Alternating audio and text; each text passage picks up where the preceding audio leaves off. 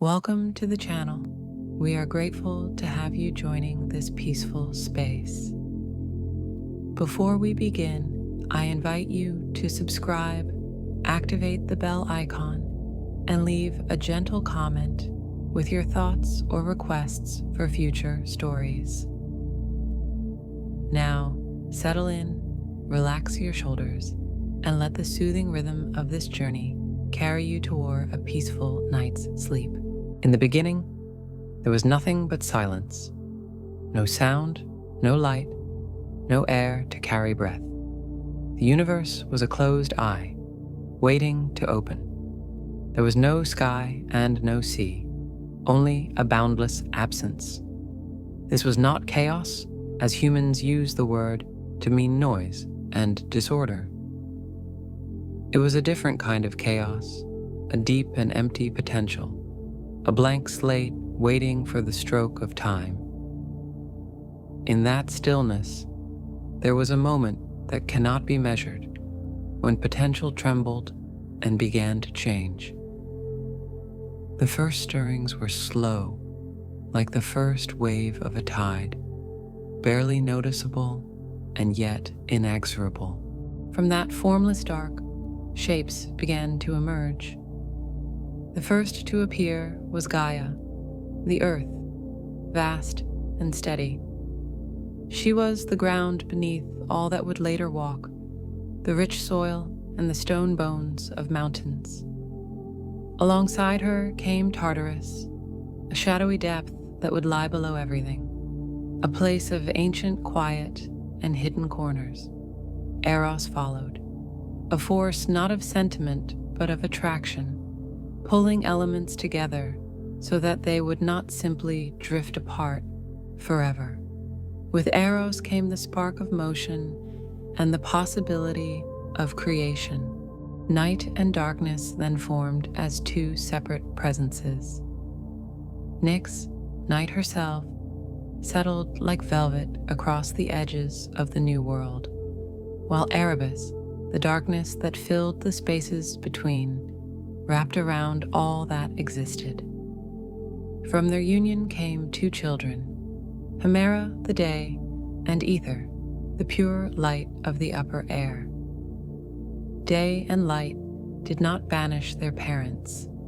Instead, they took turns, so that time had rhythm, and the world could slowly grow accustomed to change. This gentle alternation marked the first beat of a cosmic heart. Steady and slow, out of Gaia herself sprang more pieces of the world. She brought forth mountains that rose like sleeping giants and broad plains that stretched under an empty sky.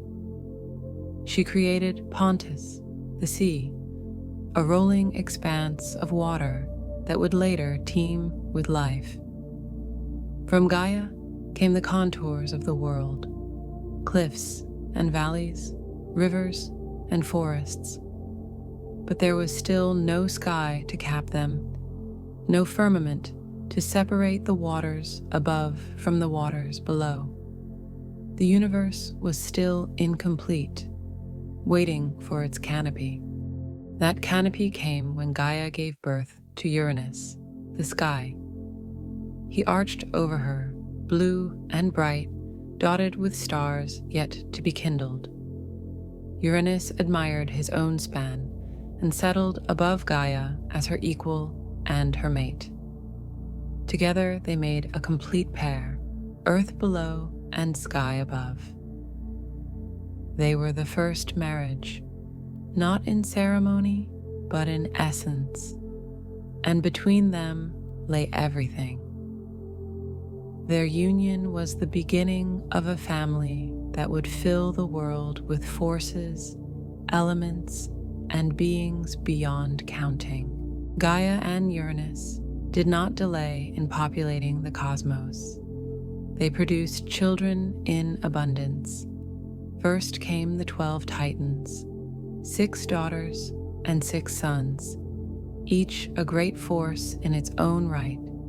These were beings of immense size and power, personifying aspects of the world that were fundamental. Among them were Oceanus, who encircled the world with his waters, and Tethys, his sister and partner, who would be the mother of rivers and springs. Hyperion, another Titan, embodied the sun, while his sister Theia gave birth to the shining lights of day. Each Titan held a domain without which the universe would be lesser. There was also Themis, who stood for divine law and order, an ancient sense that the world should have a balance. Mnemosyne, the memory of all things, carried past events so that nothing would be lost in the rush of new creation. Chaos and Phoebe represented the axis of the heavens and the shining intellect of prophecy. Creus and Iapetus were less defined, yet they were pillars of the cosmos, holding space for future stories. Rhea and Thea, sisters and mothers, would carry a lineage that intertwined with the hearts of gods and humans alike. These 12 siblings were not alone. Gaia and Uranus also produced children more fearsome. The Cyclopes were giant smiths with a single eye in the center of their foreheads. Their gaze was steady, their hands skilled. They would later forge instruments of power that shaped the world. Then there were the Hecatoncheires, the 100-handed ones, each with 50 heads and 100 arms. They embodied the raw multiplicity of possibility, overwhelming to behold. Uranus found these children unsettling. Their strength and strangeness disturbed him. Unsettled by his own offspring, Uranus acted to hide them. He took the Cyclopes and the Hecatoncheires and pushed them deep into Gaia's body, into Tartarus. The Titans remained on the surface, but felt the weight of their brothers and sisters below. Gaia groaned under this burden. Though she loved her children, she could not ignore the pain of holding them prisoner within herself. There is no gentle way to trap a force of nature, and the pressure of unspent power grew like a storm beneath calm soil. The Titans themselves lived between earth and sky. They roamed the early world, shaping it as they moved. They raised mountains higher and carved valleys deeper. Oceanus circled the world as a river so wide it seemed like a sea. Hyperion watched over the sun, guiding its path across the empty dome. Theia brought shine to the sun and the moon, while Rhea's presence nourished the soil. Coeus and Phoebe listened to whispers from beyond the stars. Themis weighed events and set quiet rules. Mnemosyne stored memories before there was written word. Among the 12 Titans, one was different. Cronus, the youngest son. He was attentive and patient, qualities that can be dangerous when combined with ambition. Cronus observed his father's fear and his mother's distress. He listened to Gaia when she whispered her need to relieve the pressure in her depths.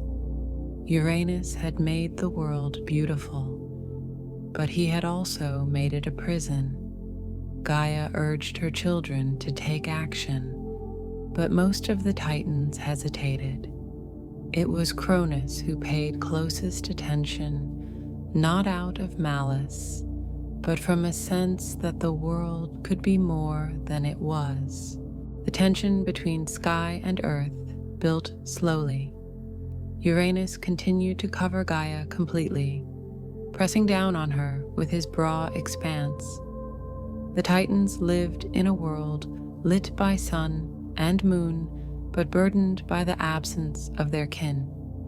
Gaia's whispers grew more urgent. She shaped a stone sickle from her own body, a sharp, curved blade capable of cutting even the sky. She offered it to her sons one by one, but fear held them silent. Cronus alone took the sickle. He held it, feeling the weight and promise of change in its edge. Cronus considered his position. He loved his mother and respected his father, yet he could not stand by while Gaia suffered. The choice before him was profound: to challenge the very sky and change the course of the world. This decision was not made in anger. It was made in resolve. The world needed space to breathe, and the old order needed to shift. As Cronus sharpened the sickle, he knew that he was standing at the cusp of a new era. The cosmos itself seemed to hold its breath. The Naya came when Cronus acted. As Uranus descended to lie with Gaia once more, Cronus waited in shadow. He moved with care, his siblings watching in a mixture of fear and hope. When Uranus lowered himself upon the earth, Cronus struck. With one swift motion, he used the stone sickle to sever Uranus from Gaia. The sky pulled away, no longer pressed against the ground. In that instant, space was born. The stars found room to spread. The winds found lanes to travel. The separation did not destroy Uranus. It simply created distance. The act was both violent and necessary.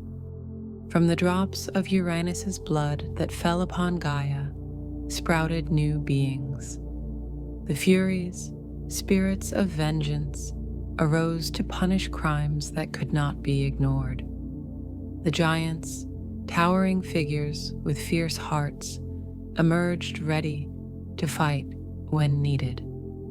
From the foam that gathered around the severed part of Uranus in the sea arose a goddess of unexpected grace and beauty, Aphrodite, born from sea and sky, yet distinct from both.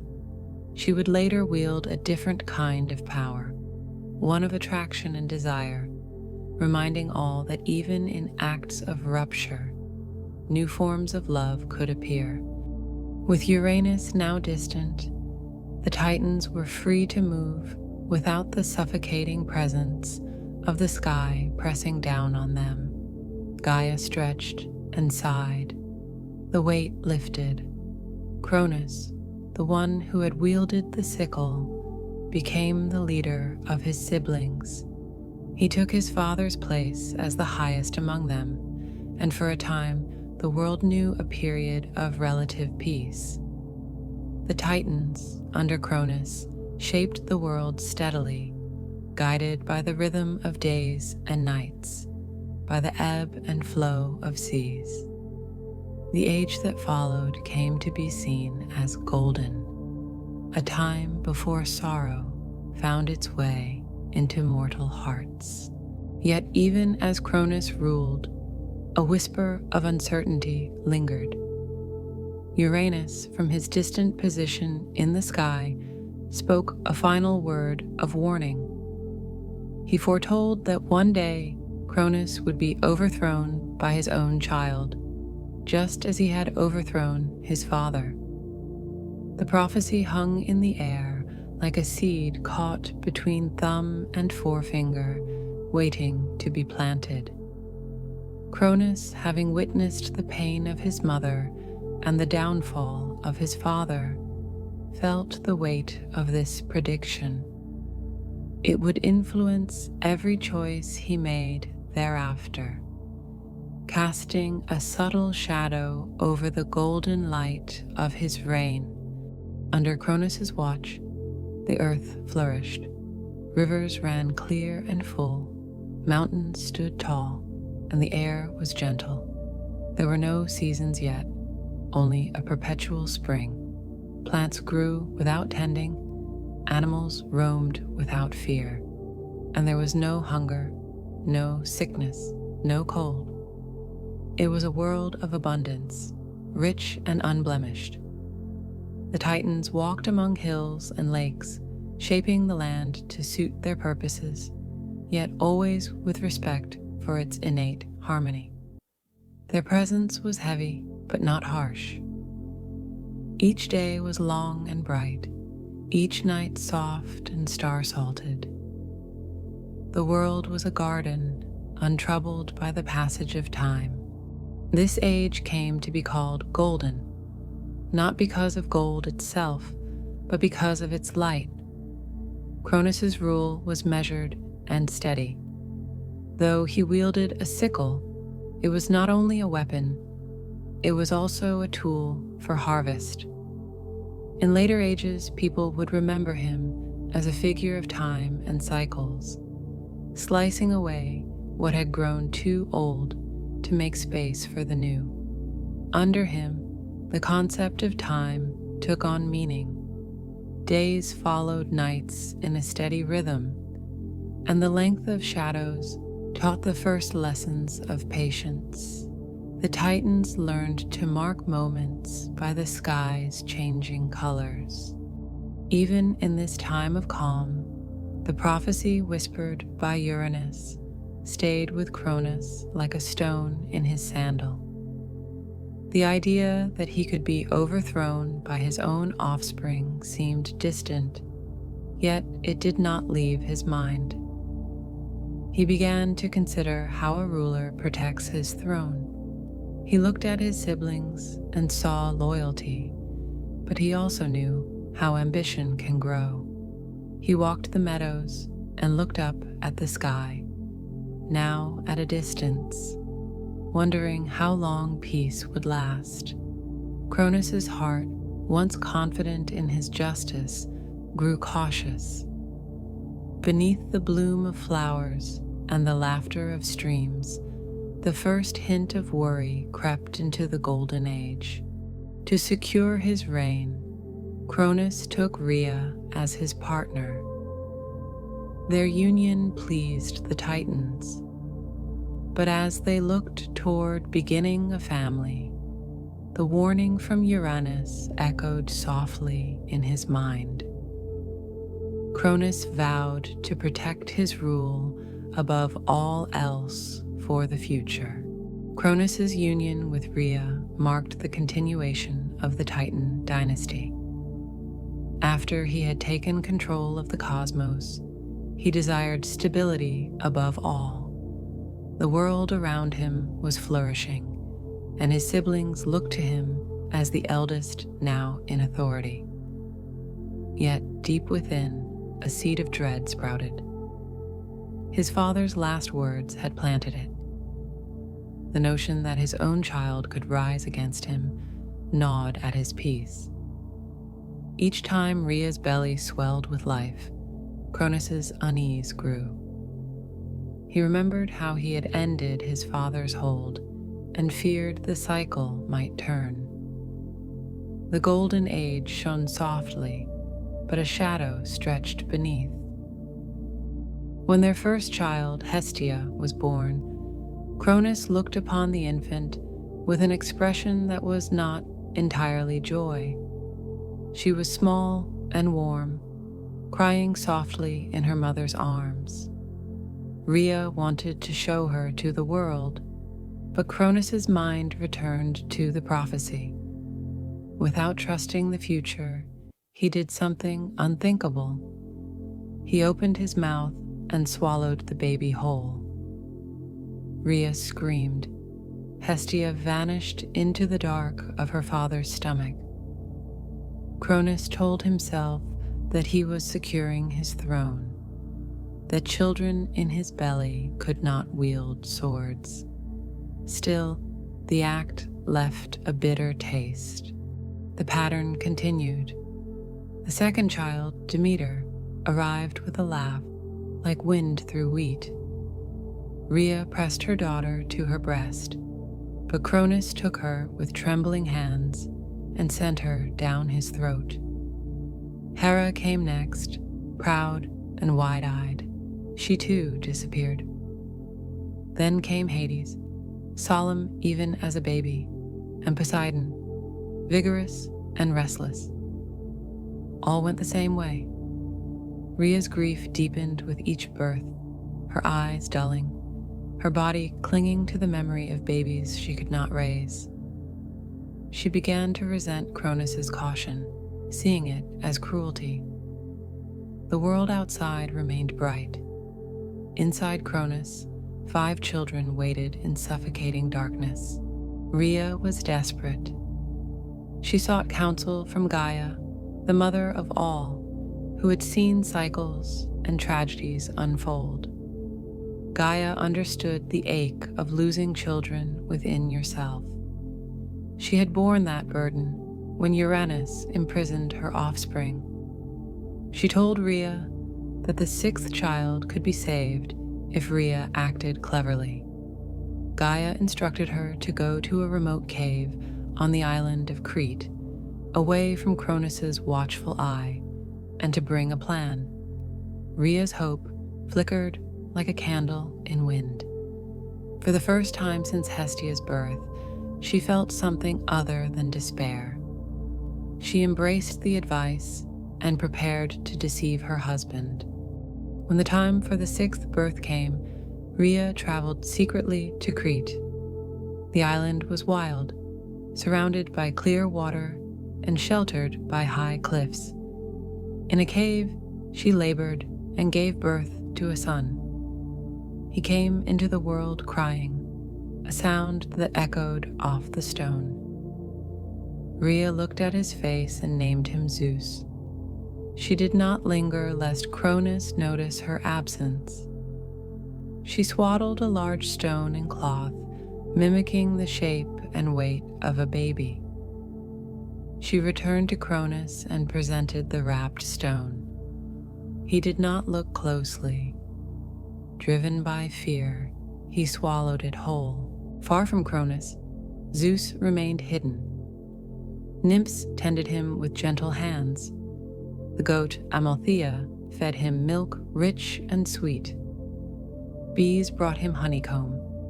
On the cave walls danced shadows from flickering torches, creating patterns that seemed to tell stories. He grew quickly, as gods do. The nymphs whispered to him about his brothers and sisters trapped inside their father.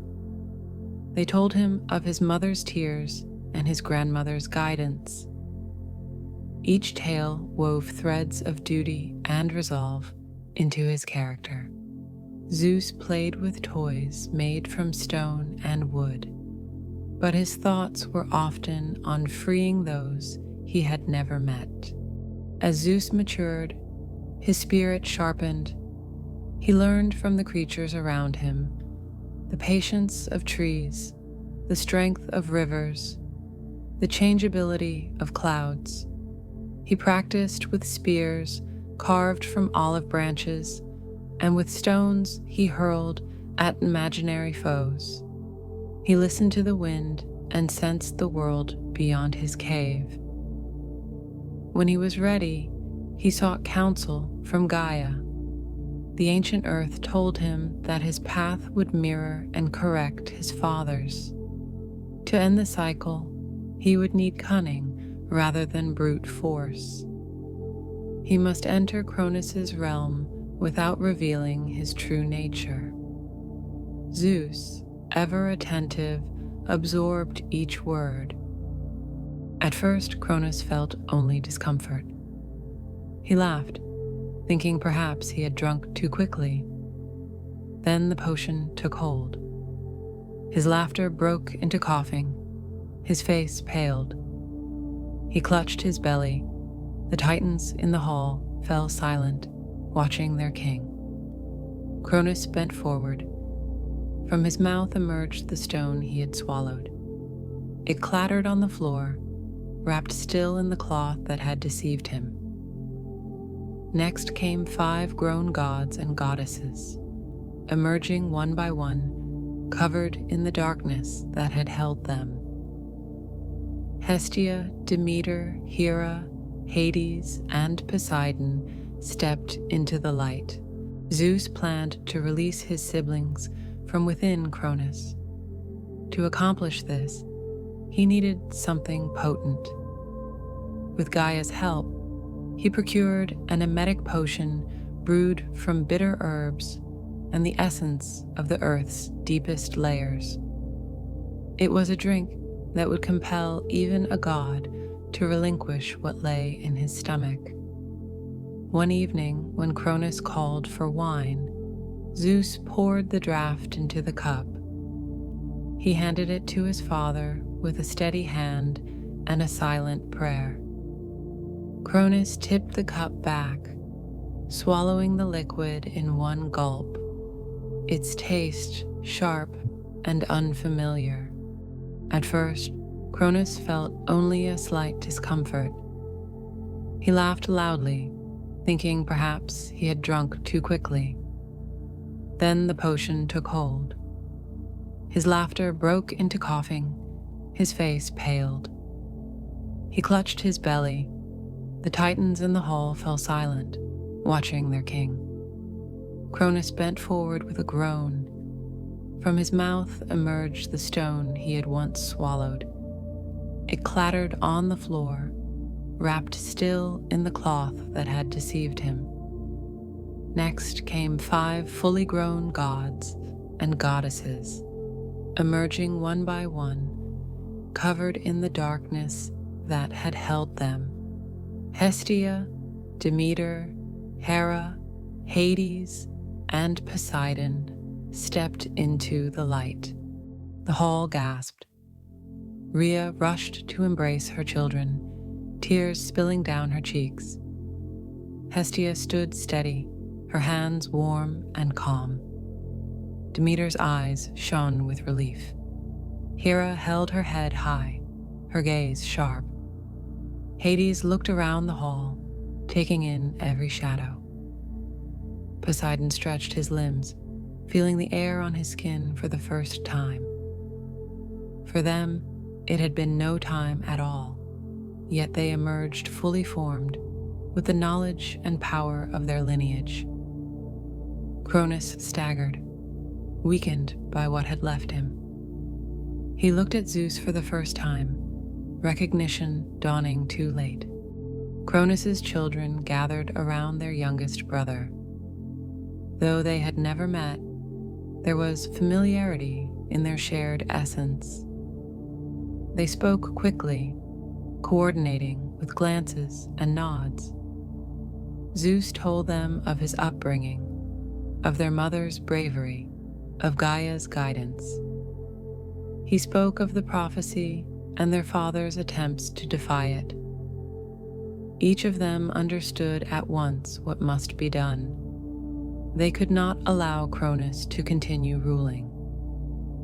They had spent their earliest days swallowed by fear. Now they were determined to shape a different future. United by blood and purpose, they resolved to act.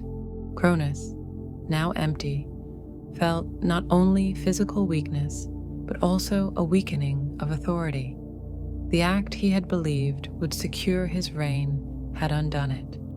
Seeing his children before him, alive and strong, was both a miracle and a threat. He tried to assert control, commanding them to stand down, to remember their place. His words fell into the silent hall and vanished. The Titans watched, unsettled. Some shifted their weight uneasily. Others tightened their grips on cups and bowls. The balance of power had shifted with a single potion. Zeus stepped forward and spoke, his voice calm but firm. He did not shout or boast. He asked Cronus to relinquish his throne peacefully and to accept that the age of Titans was ending. Cronus laughed, though his laughter was weak. He refused. He had not swallowed his children, only to surrender without a fight. The hall held its breath. Rhea looked from her husband to her sons and daughters.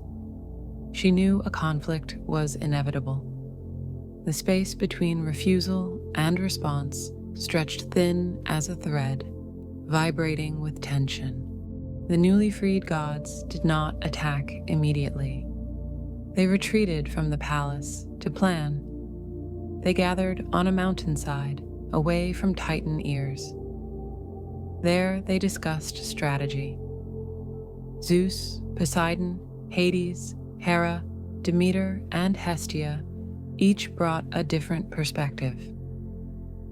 They remembered the suffocating darkness within their father and vowed never to impose such confinement on others. They agreed that Cronus could not remain in power. Yet they also knew he had siblings and allies, Titans who might choose sides. They would need to prepare themselves and find allies of their own before making an open move. As news of the regurgitation spread, the cosmos shifted. Some Titans remained loyal to Cronus, grateful for his earlier leadership. Others, remembering the pain of Uranus's oppression, considered whether change might not be so terrible. Gaia watched from the depths of the earth, seeing her grandchildren come into their own. She whispered to the mountains and rivers of an approaching upheaval.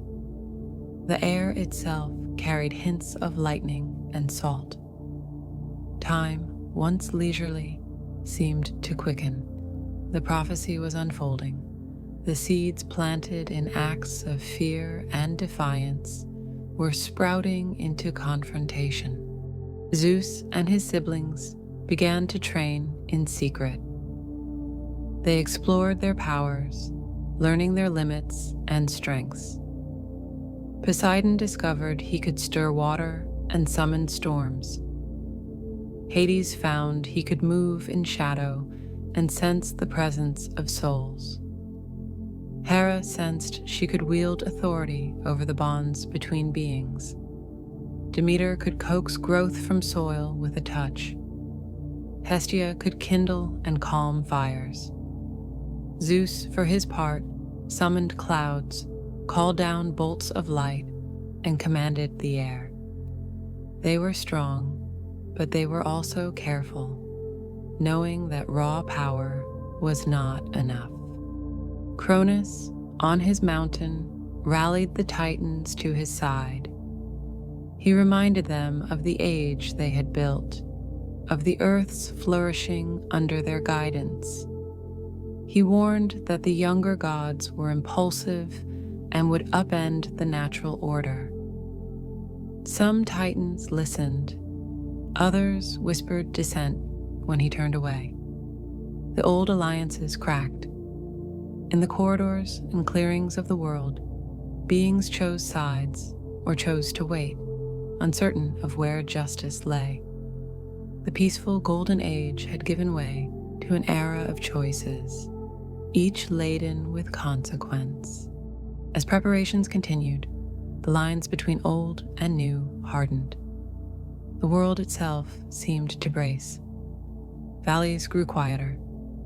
Birds flew in wary patterns. The sun rose and set with a sense of anticipation.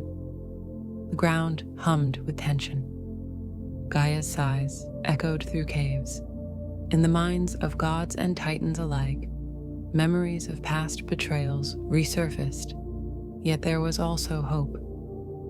Hera envisioned a world of order. Poseidon dreamt of waves unchained by anyone's will. Hades thought of a realm beyond life, a place where souls might rest.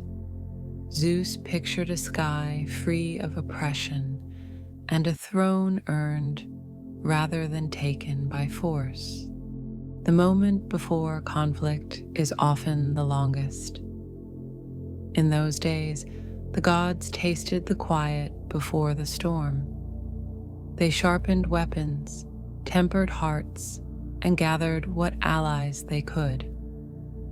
They knew that the first strike would change everything. No one could predict how long or how devastating the coming struggle would be. Yet all felt the same pull. A story begun in whispers was about to be spoken aloud. Even Cronus, stubborn and proud, felt the weight of time pressing upon him. He looked at the horizon and saw not the sun setting, but an age ending. Everyone, divine or mortal, could sense the approach of an enormous, looming change. The first true war of the cosmos began not with a single blow, but with a tension finally snapping. Zeus and his siblings had prepared quietly, honing their abilities and gathering allies, while Cronus gathered the Titans loyal to him. The air itself seemed to hold its breath. When they met, there were no declarations of hatred, only the inevitability of what had been building since Uranus spoke his curse. The old order refused to step aside. The new refused to be swallowed. On a day that dawned with a stillness unnatural for such a moment, the two sides faced one another across a vast plain. Mountains ringed the horizon, and above them, dark clouds began to gather. The opening clash was felt across the earth. Thunder cracked as if the sky itself was breaking. Zeus hurled his first bolts of lightning, not yet the perfected weapons they would become, but powerful enough to split trees and send titans stumbling. Poseidon raised waves that crashed inland, flooding trenches and knocking foes from their feet. Hades moved like a shadow among the ranks, unseen but heard in the sudden whispers of doubt that made titans turn their heads. The titans, in turn, responded with raw strength. Oceanus sent rivers spilling over, sweeping away entire lines. Hyperion drove fire from the heavens, scorching fields. Coeus and Crius threw mountains of rock.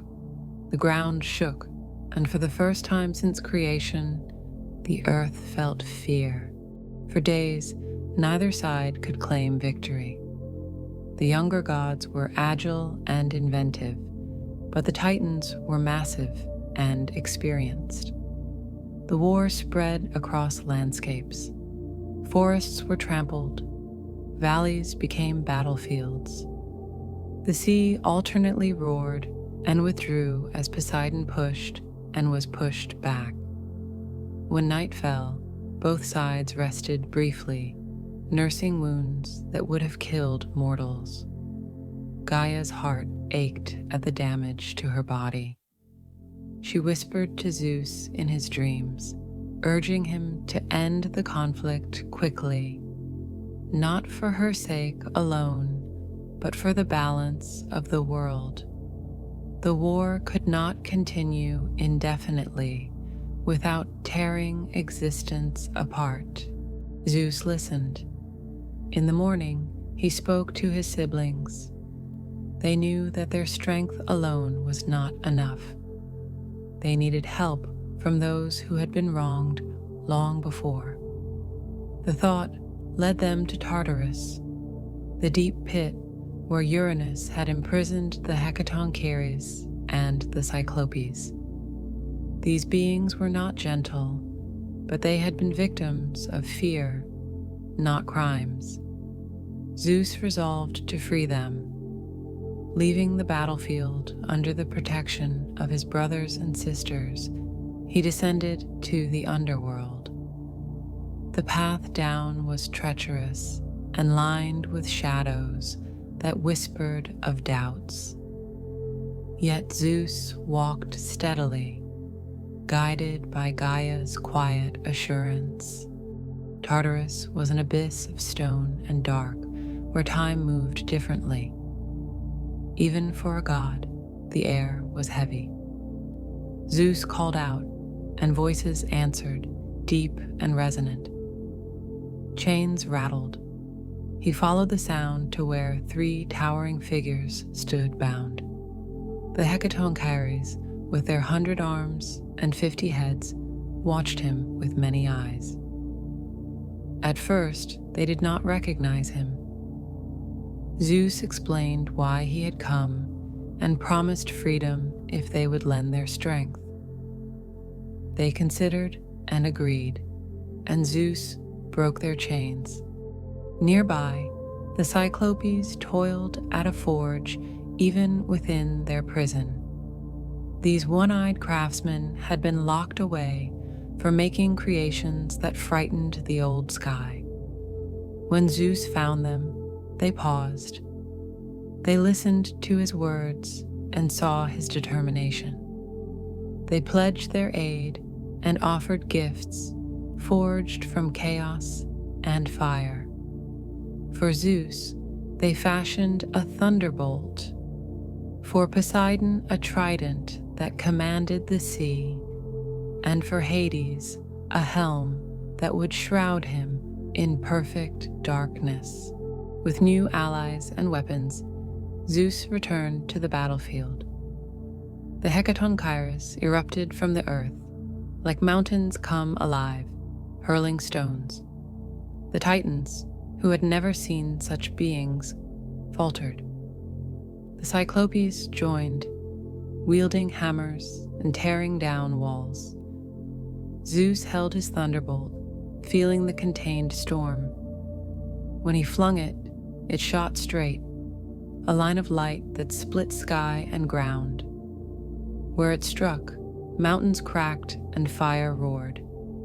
Poseidon's trident churned the seas so violently that waves rose as walls. Hades moved unseen, whispering fear into Titan ears. The tide turned. The war that had seemed balanced now leaned. For 10 years, the conflict continued, but the advantage belonged increasingly to the Olympians and their allies. The Titans fought valiantly, convinced they belonged at the world's helm. Atlas, Cronus' general, directed strategies with a voice like cliffs collapsing. He pushed back against the Hecatonchires, against Poseidon's waves, against Zeus's bolts, yet every defense drained him. Hyperion burned bright, launching flames, but storms answered. The earth bore the scars of their exchange, craters and chasms newly carved. In one of the war's longest days, Zeus and Cronus faced each other directly. The plain around them fell silent as both armies paused. This fight was not about muscle alone. It was about resolve. Cronus swung his sickle, the same stone blade that had cut his father. Zeus met it with lightning. Thunder roared as stone met storm. Sparks flew. Cronus' hands were steady, fueled by centuries of ruling. Zeus's movements were swift, guided by years of preparation and a clear vision of change. Each time Cronus struck, Zeus parried with light. The battle between father and son echoed the one between Cronus and Uranus. But the outcome was different. Cronus grew tired. The strength that had seemed endless waned under repeated bolts. His breath came heavier. Zeus, by contrast, seemed to draw energy from the very sky, his determination unwavering. Eventually, a thunderbolt struck Cronus' sickle and shattered it. The broken blade fell to the ground. Cronus stumbled. Zeus did not finish him with cruelty. Instead, he bound him with chains forged by the Cyclopes, chains that glowed faintly as if they held not only metal, but will. The other Titans watched their leader captured. Some roared in anger, others lowered their heads. The war was effectively decided in that moment, though pockets of resistance flickered afterward. One by one, the Titans who had fought alongside Cronus were subdued. The Hecatoncheires' arms wrapped around them, holding them until chains could be placed. The Cyclopes forged restraints strong enough to contain beings who could hold mountains. Oceanus, who had kept mostly neutral, retreated to his encircling river. Themis, who embodied law, had already refused to fight. Prometheus had quietly offered advice to Zeus throughout the conflict and remained unbound. Atlas, for his part, refused surrender until the end. When he fell, he did not kneel.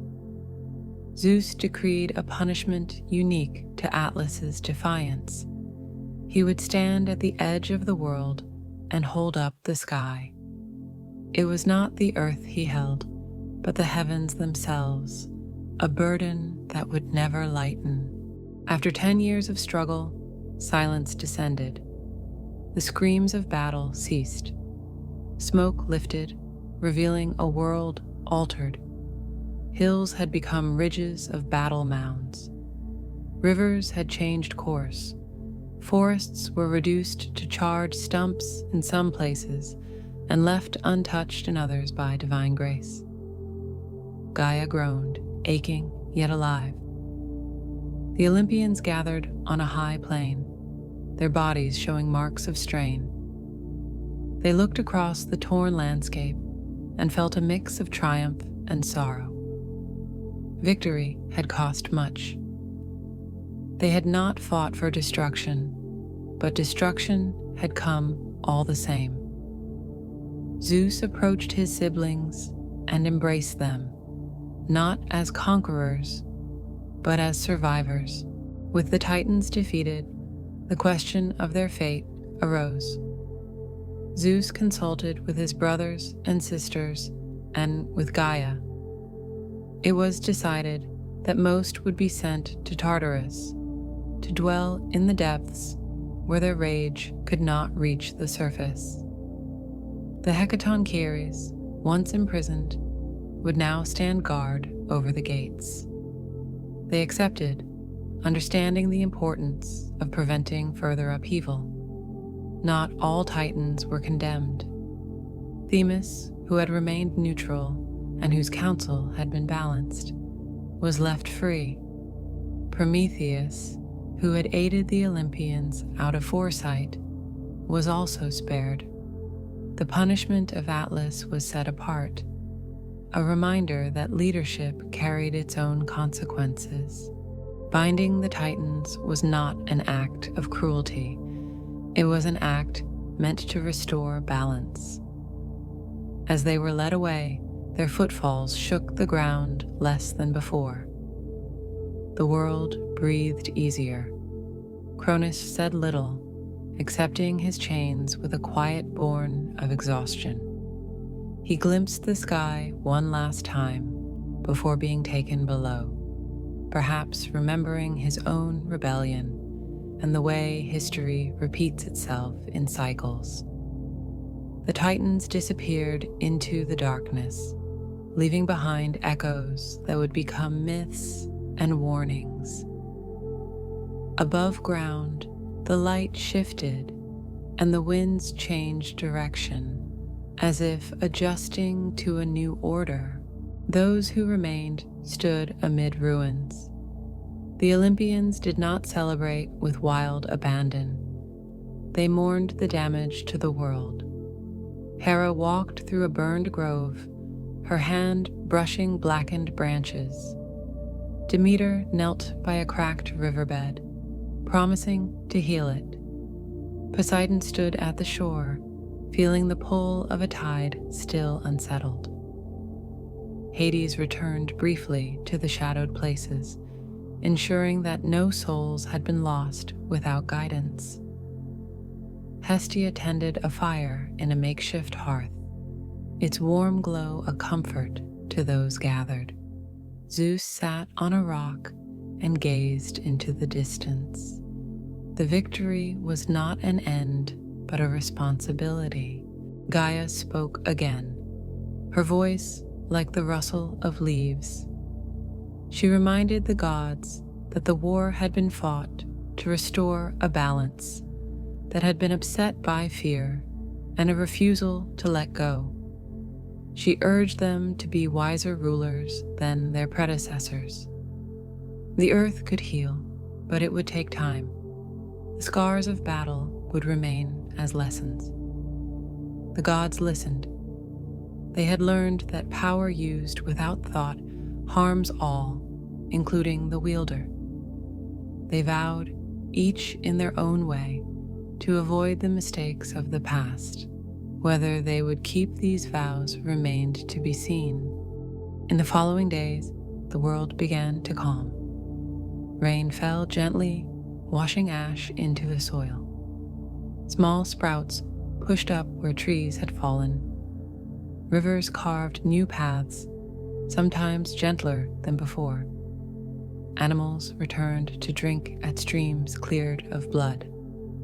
Above, the clouds dispersed. The sun looked down on a landscape altered but still beautiful. Nights came, cool and clear, and stars shone brighter without the smoke of war. The gods began to speak of what would come next. Hades suggested discussions about realms. Poseidon mentioned the sea's depths. Hera raised the matter of order and law. Demeter spoke of harvests. Zeus listened, weighing options. As the gods rested, they thought of those who had not taken sides. The nymphs who hid in caves, the spirits of rivers that had observed in silence, the animals that fled when mountains roared. Their resilience had been tested, yet they endured. The gods felt a kinship with the quiet forces of the world. They realized that power is not solely measured in thunderbolts or waves, but also in the ability to adapt and survive. This thought humbled them. It planted seeds of compassion that would influence how they governed in the era to come. They thanked the Hecatoncheires for their loyalty and asked the Cyclopes to return to their forge, knowing that creation would need attention just as much as conquest. Though the war had ended, its weight lingered. The Olympians felt different. They had been siblings in hiding, then soldiers, and now they were poised to become rulers. Each carried memories of battle, the sound of stone against stone, the smell of ozone, the sight of a parent brought low. These would inform their choices. As they stood on the cusp of a new age, they understood that endings and beginnings are woven together. The Titanomachy had closed one chapter of the cosmos. The next would open with decisions that would echo just as loudly through the ages. The war had ended, but the story of the gods was only beginning. In the quiet that followed the Titanomachy, the new generation of deities stood among the ruins of what had been and turned their thoughts to what would come next. The world before them was scarred, but alive. Rivers cut fresh channels through ash, and small shoots of green pushed up through blackened soil. The mountains that had watched the clash of titans and gods now loomed with a different kind of anticipation. There was an awareness that they were on the brink of shaping a new order, not through battle, but through decisions that would resonate through time. The first of those decisions was how to divide the vast cosmos they had won. Zeus, as the leader of the uprising, held significant sway, but he did not claim everything. He called his brothers Poseidon and Hades to a council. The three met on a high ridge where the view stretched from sea to sky. They brought with them no weapons, only the memory of conflict and the weight of responsibility. It was here that they agreed to cast lots for the realms, letting chance and perhaps fate decide who would rule which part of the universe. This act was not only practical, it was symbolic. By leaving their fate to drawing lots, they acknowledged forces larger than themselves. Zeus drew the sky. He would rule clouds, rain, snow, and stars, tempering storm and calm. Poseidon drew the sea, a deep and restless realm. Waves, coastlines, and all who swam would answer to his trident. Hades drew the underworld, shadowed and quiet. He accepted his lot without protest, understanding the stability of that somber domain where souls would find their way. The earth itself remained unclaimed, to be shared by all. The earth itself was left to all. No single god would claim it. It would be shared by mortals and deities alike, by dryads and nymphs, by creatures yet to be imagined. This decision reflected a recognition that the ground they walked on was more than a prize. It was a home. With the realms apportioned, the brothers clasped forearms in agreement. There was no ceremony, no drums or trumpets. The wind carried their voices away, and the world adjusted to its new rulers. Having divided the world, the gods turned to building a place where they could gather. Mount Olympus, a peak rising above even the tallest mountains, was chosen. Its summit pierced clouds and was often hidden from mortal sight. Here, they envisioned a city of the divine. Stone taken from the very bones of the mountain was shaped into gleaming halls. Pillars rose tall and strong. Floors were laid with polished marble that reflected sunlight like still water. Gardens were planted with ambrosia and nectar flowing like rivers. The air around Olympus was thin and clear, heavy with the scent of pine and distant sea salt. From this height, gods would look down upon the world and, more importantly, interact with one another. From the start, Olympus was lively. Zeus sat on a great chair with a scepter, tasked with listening and judging. Poseidon visited, but preferred his coral palaces beneath the waves. He laughed and sometimes struck the hall with his trident when debates grew tiresome. Hades rarely appeared, choosing the order of his underworld. His halls were orderly, with rivers marking boundaries and meadows for shades. Hera joined as queen of the gods, dignified but stern. She presided over marriage and could summon storms when wronged. Demeter oversaw harvests, walking the earth and bringing grain. Hestia tended the hearth, keeping the sacred flame and avoiding conflict. Her steadiness calmed the halls. Ares, son of Zeus and Hera, arrived with clangor. He embodied the raw frenzy of war. While Zeus wielded calculated thunder and Athena would later embody strategic skill, Ares represented the chaos and bloodlust that frightened even gods. He boasted loudly, sought fights, and bore the scars of many. He was not often admired, but his existence reminded all that conflict never vanished entirely. Hephaestus, lame from birth and cast off the mountain by either parent depending on who told the tale, built his own forge in volcanic depths. From there, he crafted objects of power, weapons, armor, jewelry, and automatons.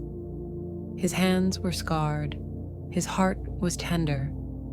His marriage to Aphrodite would be arranged later, a union of contrasting spirits. Aphrodite herself arrived under unusual circumstances. Born from sea foam at the moment, Uranus's severed parts met the water. She stepped onto the shore fully grown, luminous, and unbothered. She walked to Olympus of her own accord, scattering flowers in her wake.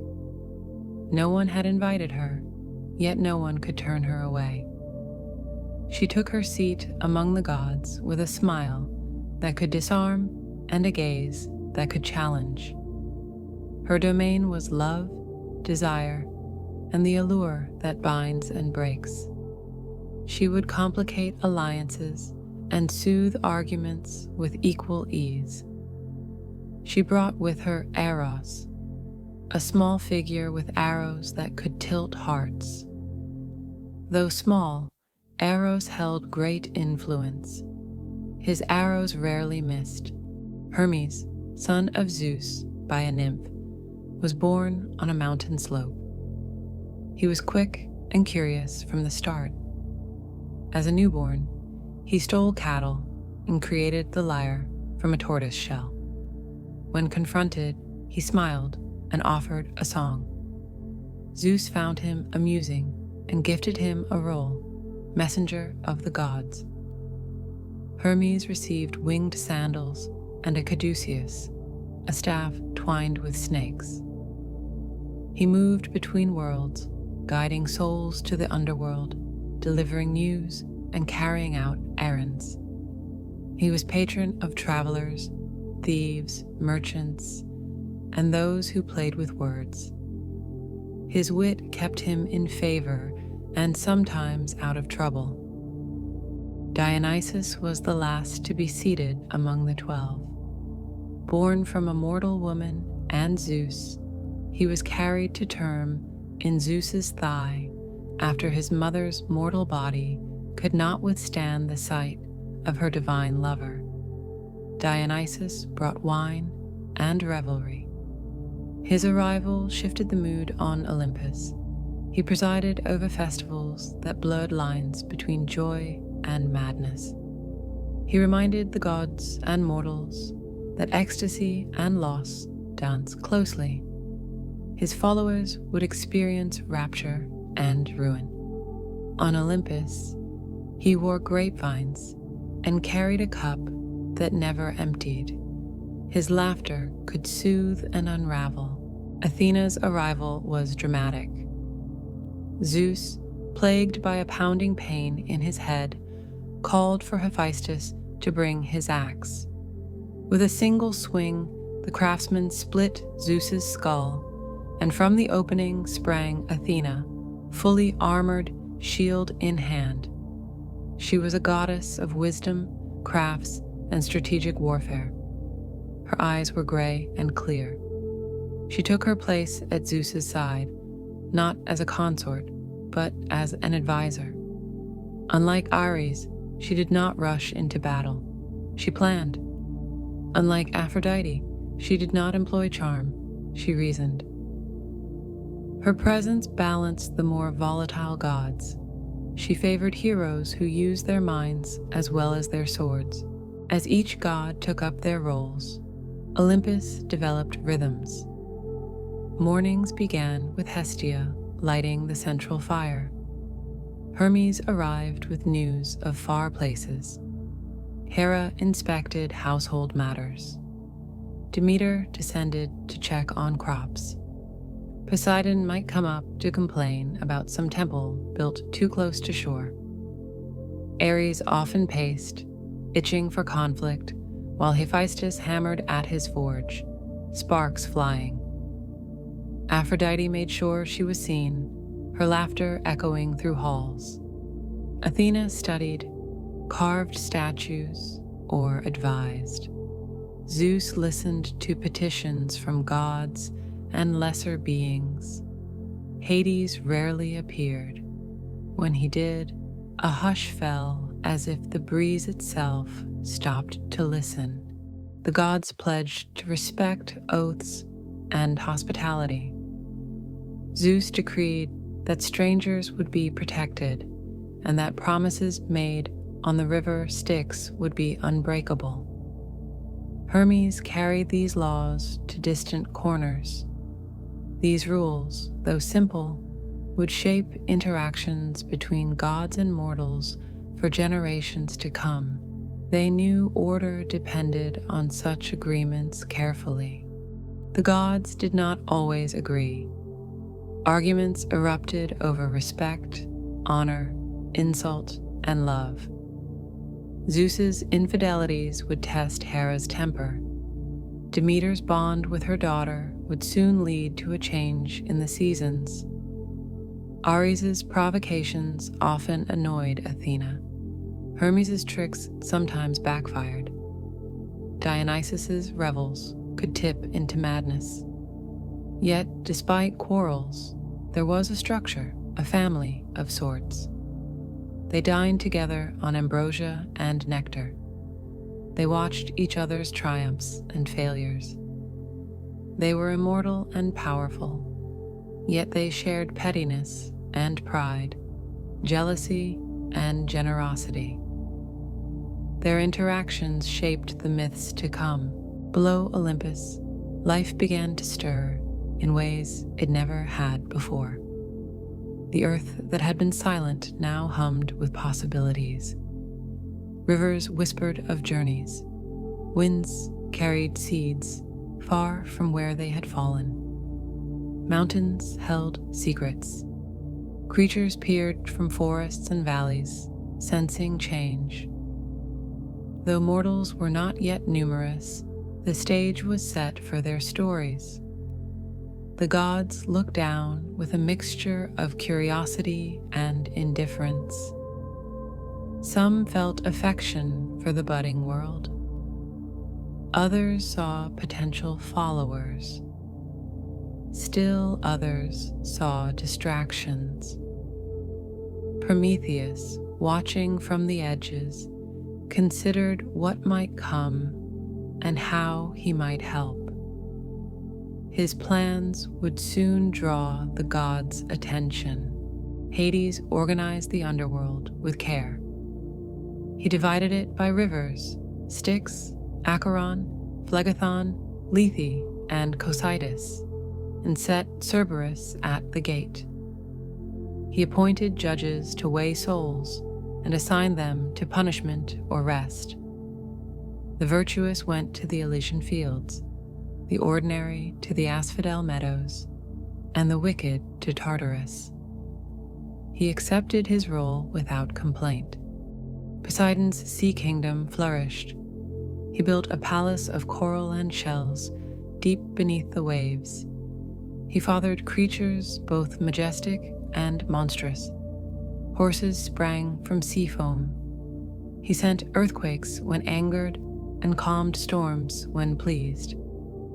Sailors offered him wine and wished for his favor. He could be vengeful, yet he could also be generous. Dolphins guided ships on his behalf. Fish thrived in waters he blessed. He did not always agree with his brothers, especially when land matters affected the sea. But he respected the division they had established. His trident was both a symbol of power and a reminder of responsibility. Zeus settled into his role as king with mixed success. He presided over laws and oaths.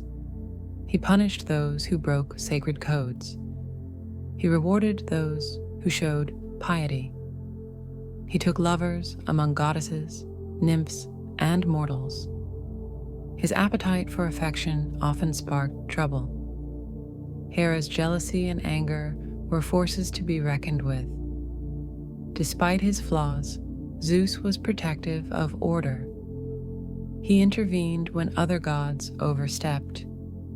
He mediated disputes. He took his place in myth not just as a warrior, but as a judge and a father. His decisions would echo through tales, some inspiring, others cautionary. Olympus itself seemed alive. The halls held echoes of laughter and argument. The gardens bloomed in perpetual spring. Streams ran clear and sweet.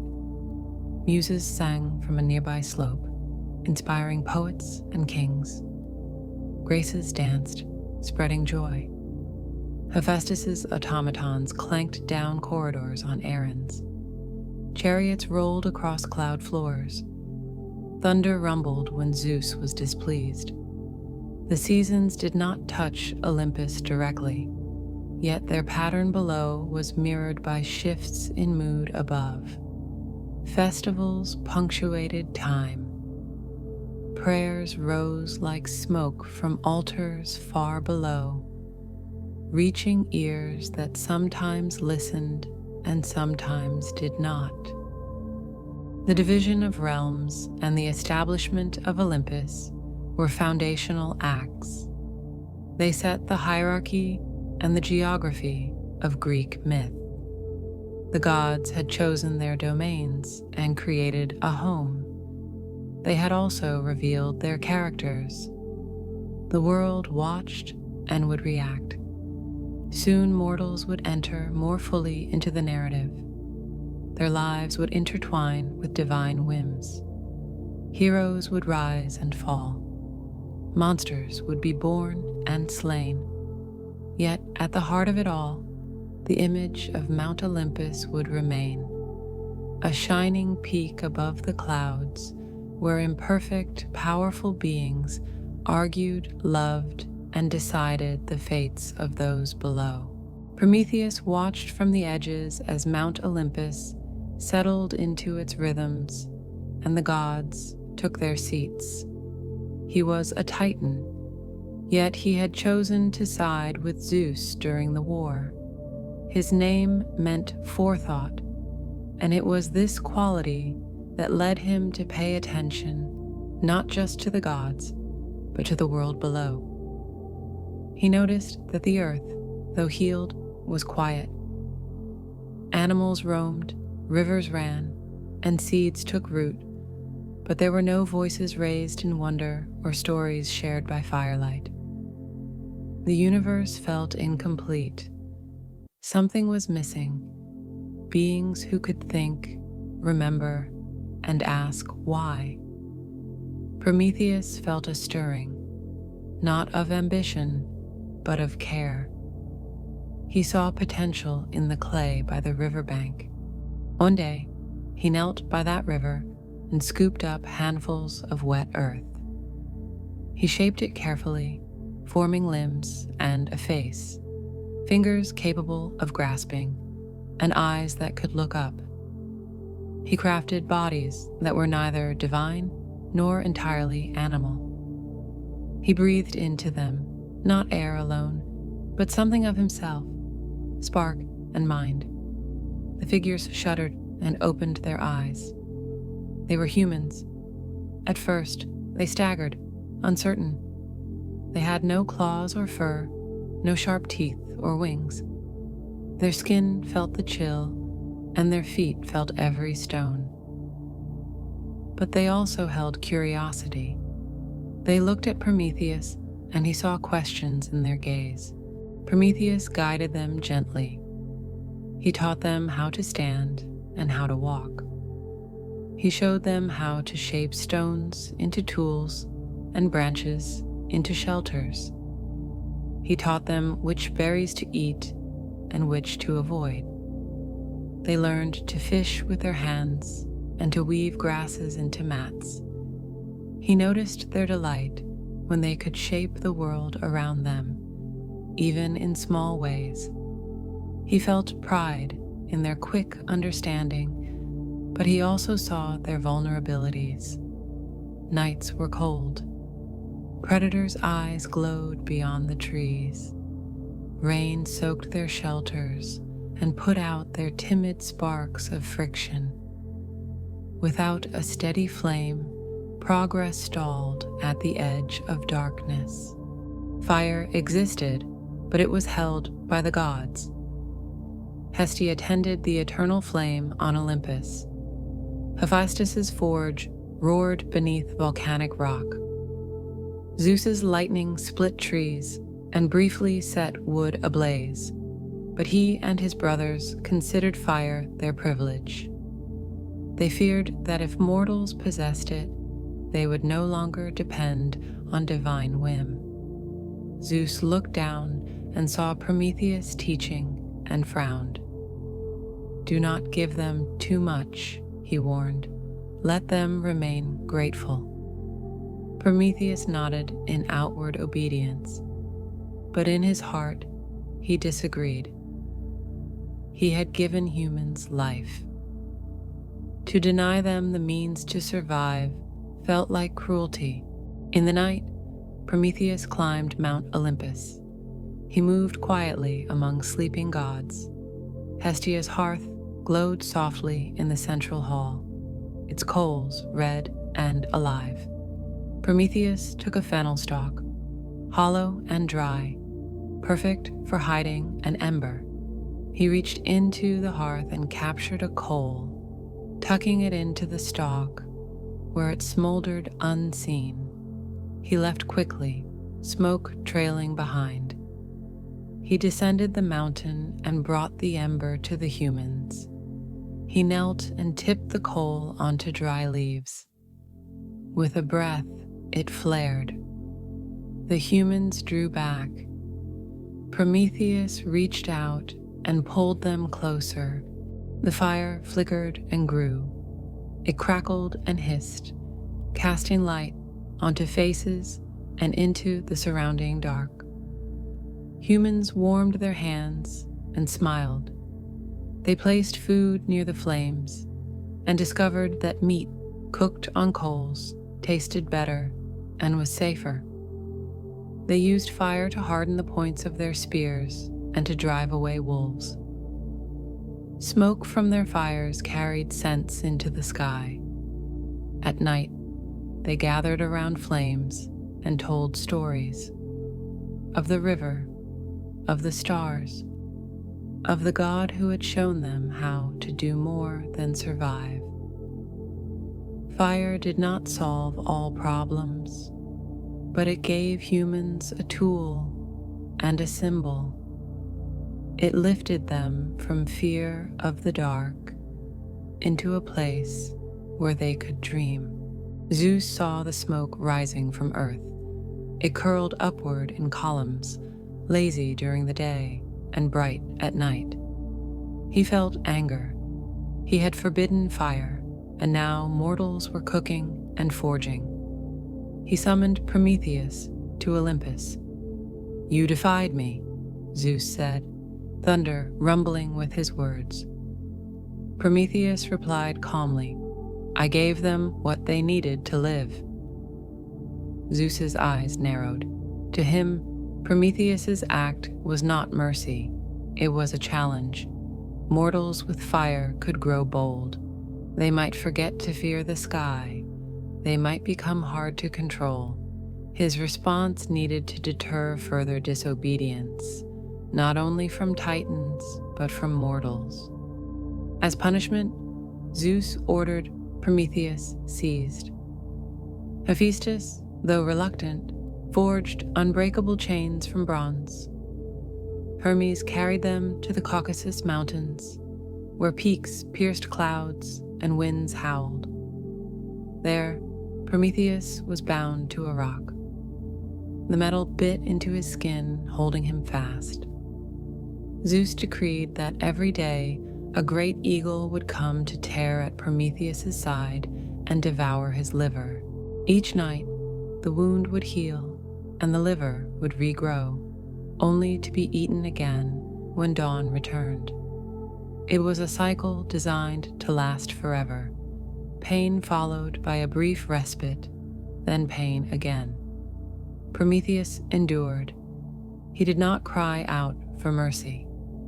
He looked toward the horizon, where smoke still rose from human fires, and took comfort. Zeus was not content with punishing Prometheus alone. He turned his attention to the humans, who now warmed themselves and forged metal.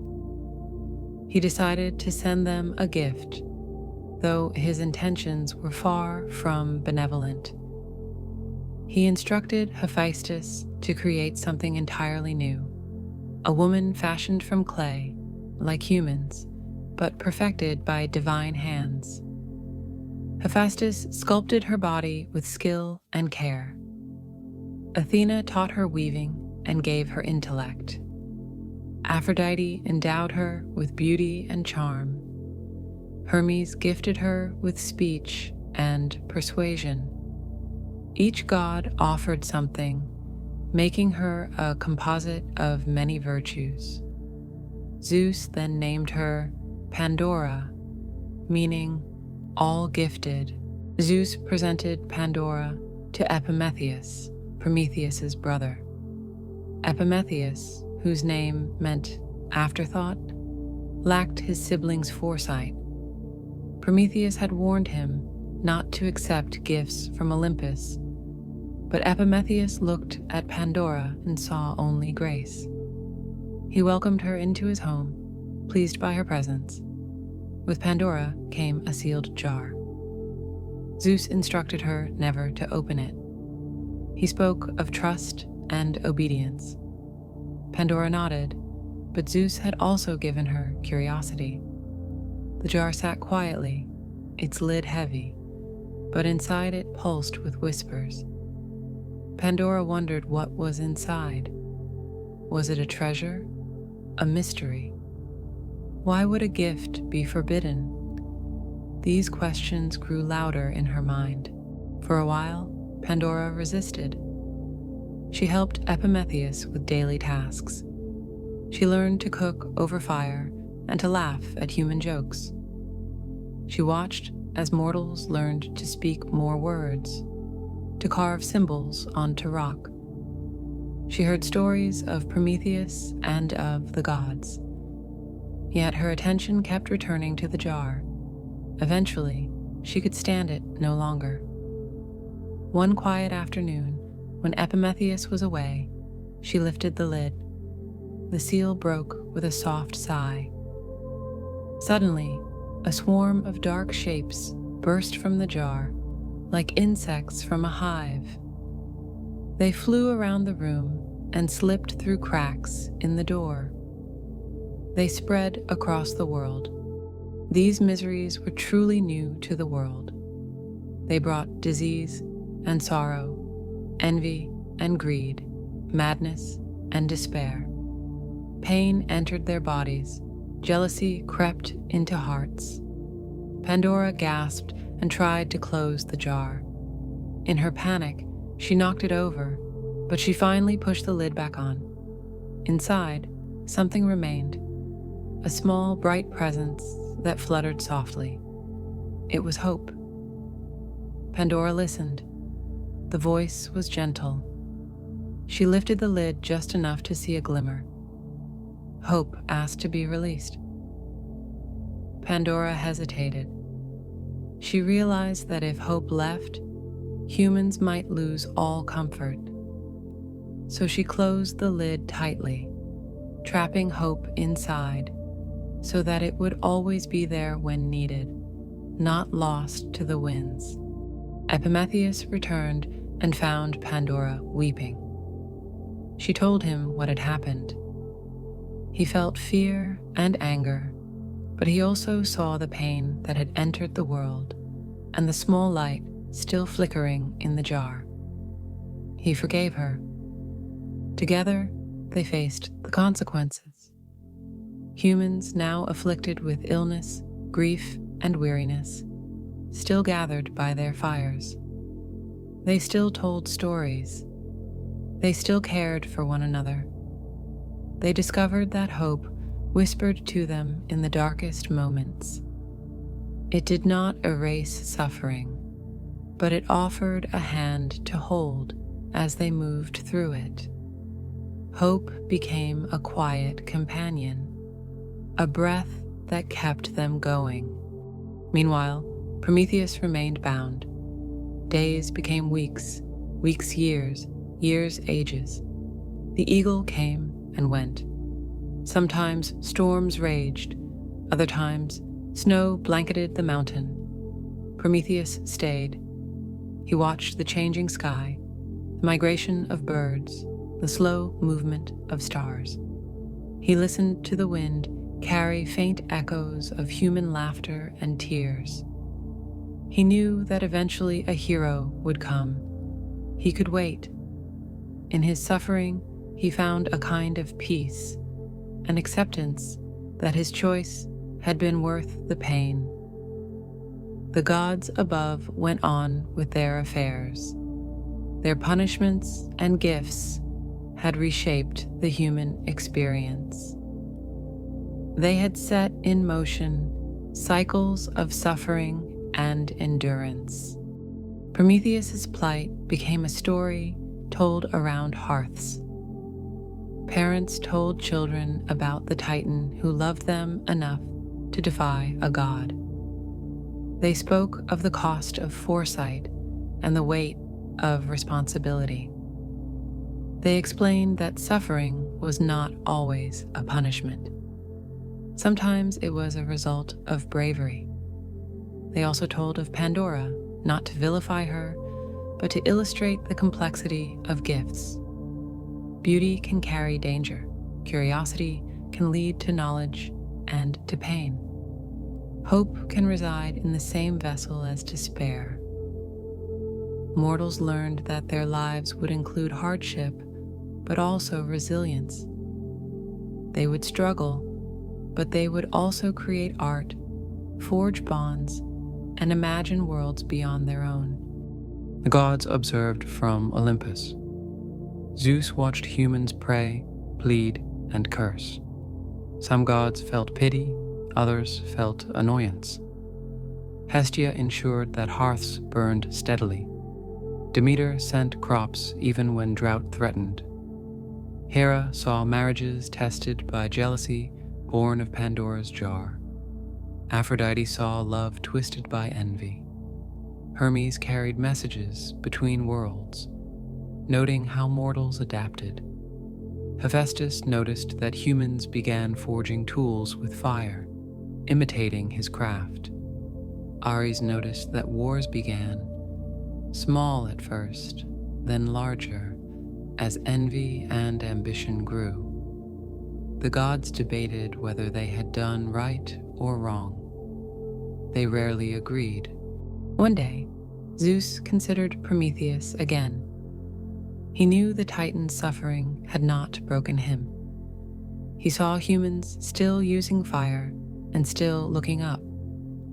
In time, a son of Zeus and a mortal woman, Heracles, would climb the mountain and free Prometheus, slaying the eagle and unfastening the chains. Zeus would allow it, not because he had changed his mind, but because the world had changed. The lessons had been learned.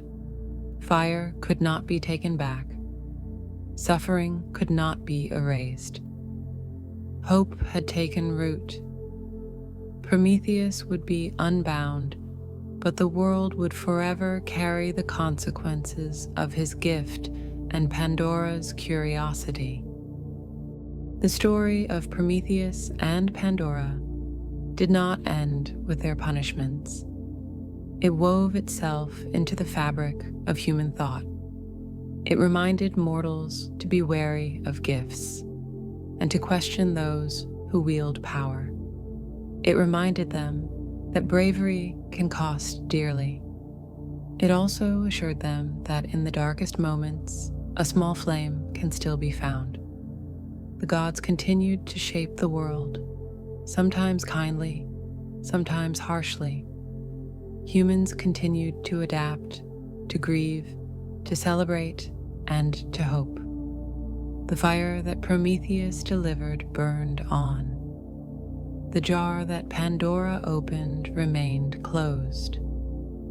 Hope flickered inside, waiting for the next hand that needed its light.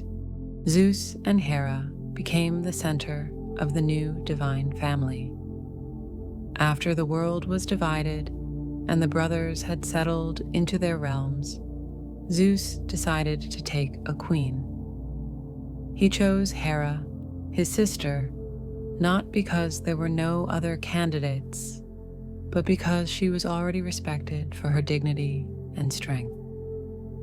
Their marriage was celebrated with flowers and clouds, and their union seemed to bring balance. Hera was the goddess of marriage, of women, and of family, and she took her role seriously. Beside Zeus's throne, she spoke with a voice that required attention.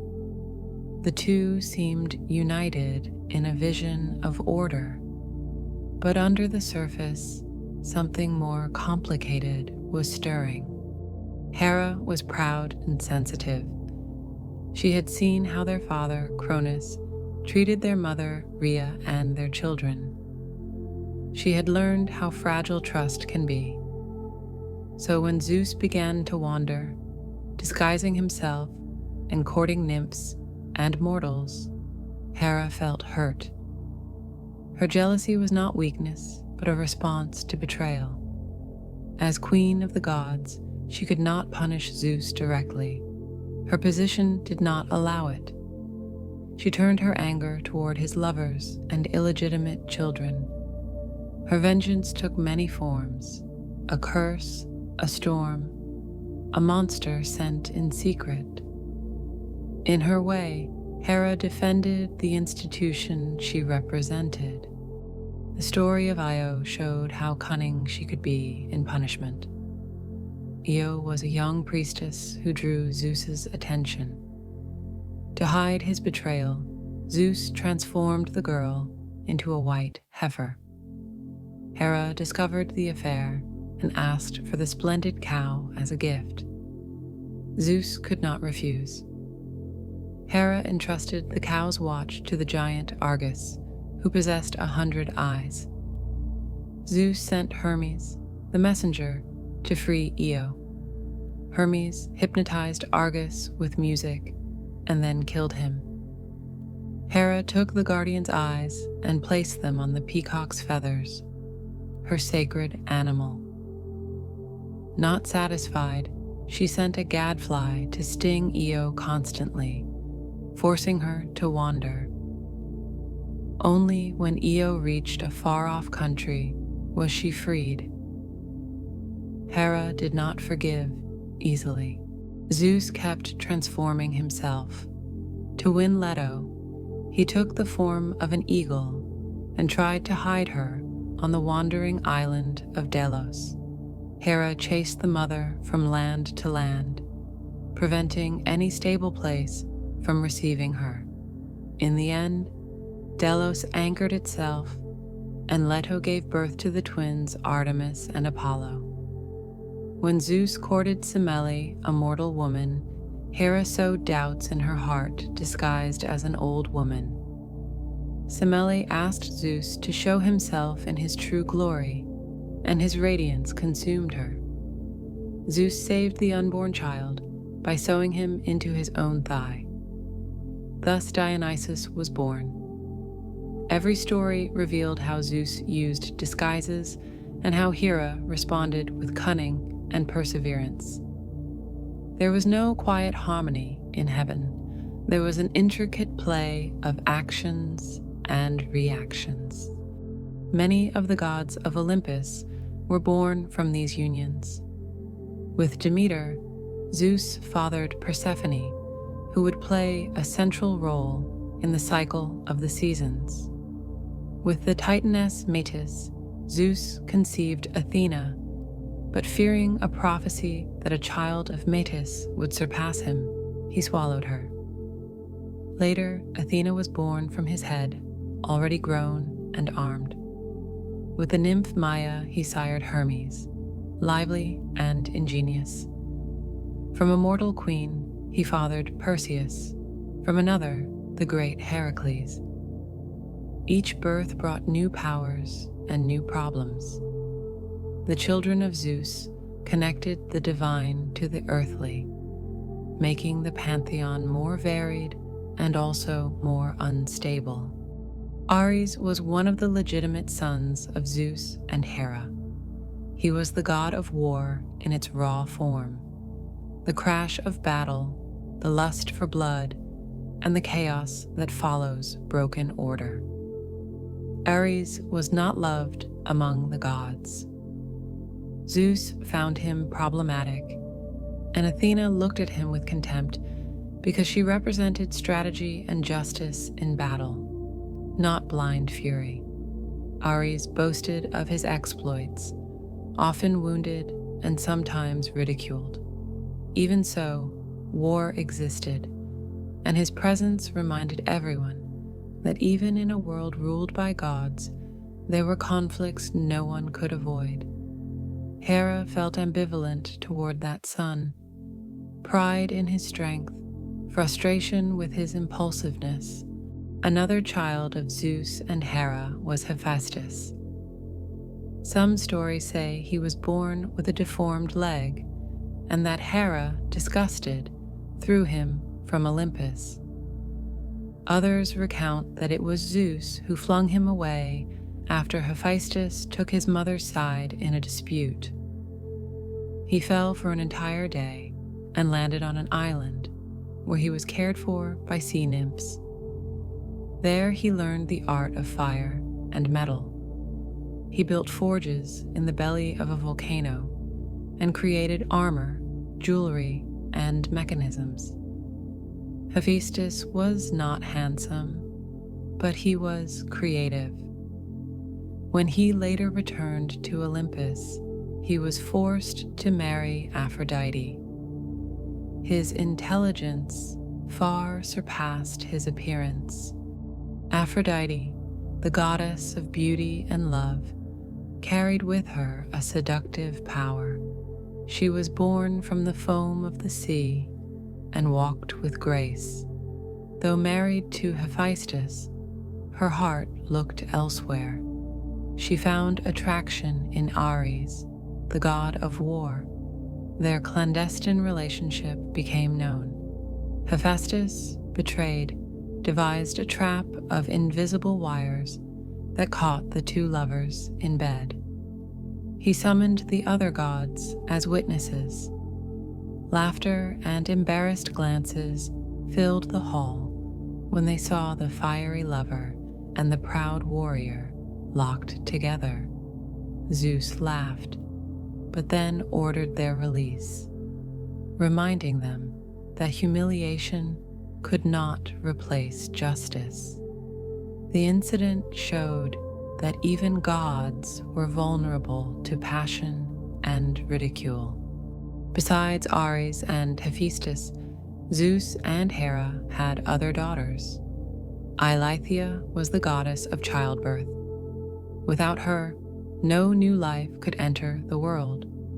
She was present in caves, in homes, and in temples when women gave birth. Hebe was the goddess of youth, who served nectar and ambrosia to the gods. She carried cups and kept the banquet orderly. Later, she would marry Heracles when he joined the pantheon. These daughters showed that not all offspring of Zeus and Hera brought conflict. Some brought service and continuity. Hera was proud of them, and Zeus honored them because they were useful and loyal. The divine family was not a peaceful round table. Meetings on Olympus were full of sharp conversations and whispers. Zeus pronounced laws and punishments. Hera watched over marriage vows and infidelities. Ares struck his spear on the floor, eager for battles. Hephaestus hammered, making the ground vibrate. Aphrodite passed by the others, attracting glances and envy. Athena presented her ideas calmly and with stringent logic. Hermes joked and eased tensions. Hestia fed the central hearth, offering a place of truce. Demeter descended to see the fields. Each day brought discussions about oaths, sacrifices, and adventures, but also moments of understanding. Hestia, the quietest of the siblings, avoided intrigue. She was the goddess of the hearth and home. Every city dedicated a sacred fire to her that should never be extinguished. Hestia gave up her seat among the 12 to allow Dionysus to join the council. She preferred to travel among mortal homes, ensuring that the family flame remained lit and that hosts and guests treated each other with respect. Her choice to relinquish centrality illustrated that sometimes true strength lies in modesty and constancy. Even among the gods, some found power in quiet. Demeter, sister of Zeus and mother of Persephone, brought another dimension to the family. She was the goddess of grain and fertility. Her love for her daughter was deep. When Persephone was kidnapped by Hades, Demeter left the fields in mourning, and the earth fell into a winter. This story, which would explain the alternation of the seasons, showed how divine family bonds had direct consequences on the world. Hera sympathized with Demeter, despite their differences, because both knew what it meant to lose and to fight for their children.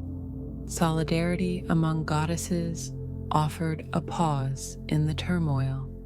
The relationships between the brothers Zeus, Poseidon, and Hades remained established, but Hera watched how their interactions influenced everything.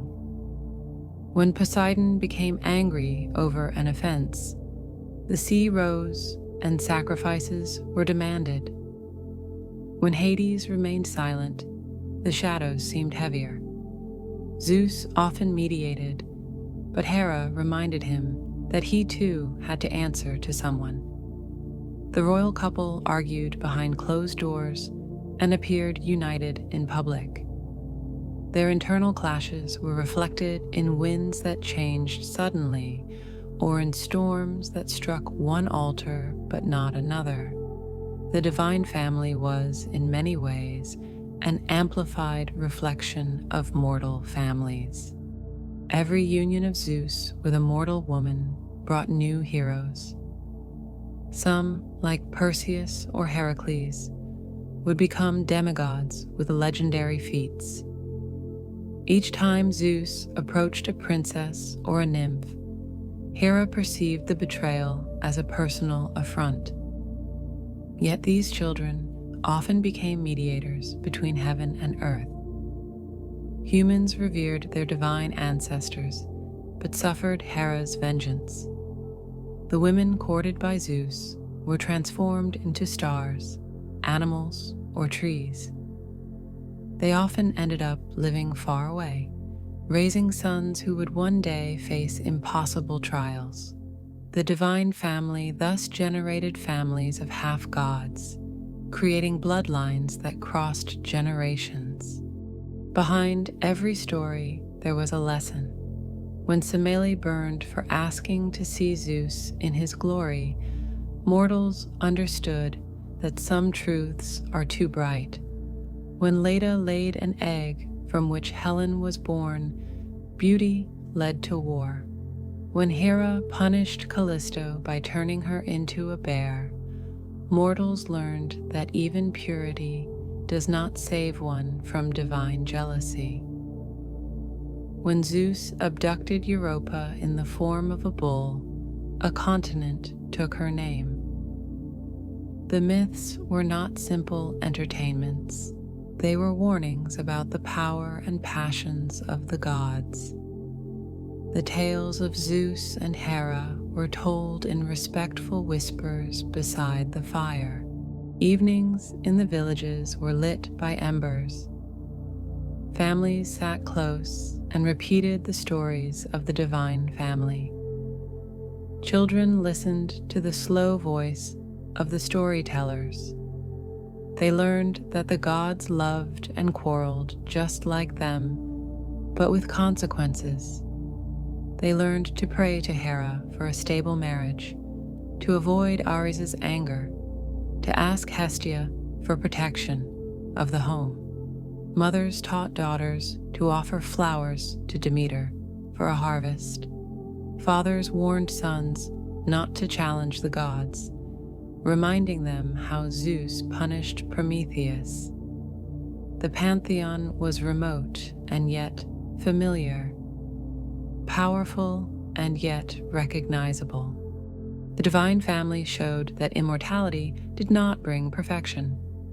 The gods were eternal but not infallible. They fell in love, were betrayed, repented, laughed, and cried. Zeus and Hera at the center embodied this paradox, rulers of the sky and victims of their own passions. Hera stayed by her husband despite his offenses because she believed in the role and in order. Zeus continued to wander because he believed that power allowed him freedom. Their actions created heroes and disasters. Their quarrels made flowers grow and caused storms. Their story taught that even those who command must face consequences.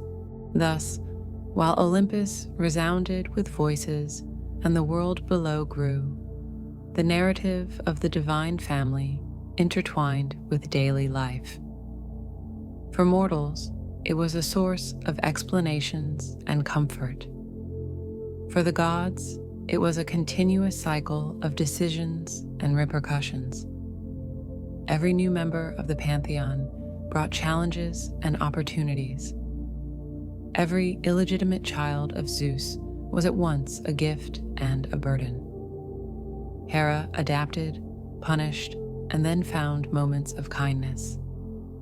Zeus rarely apologized, but dispensed justice when he remembered.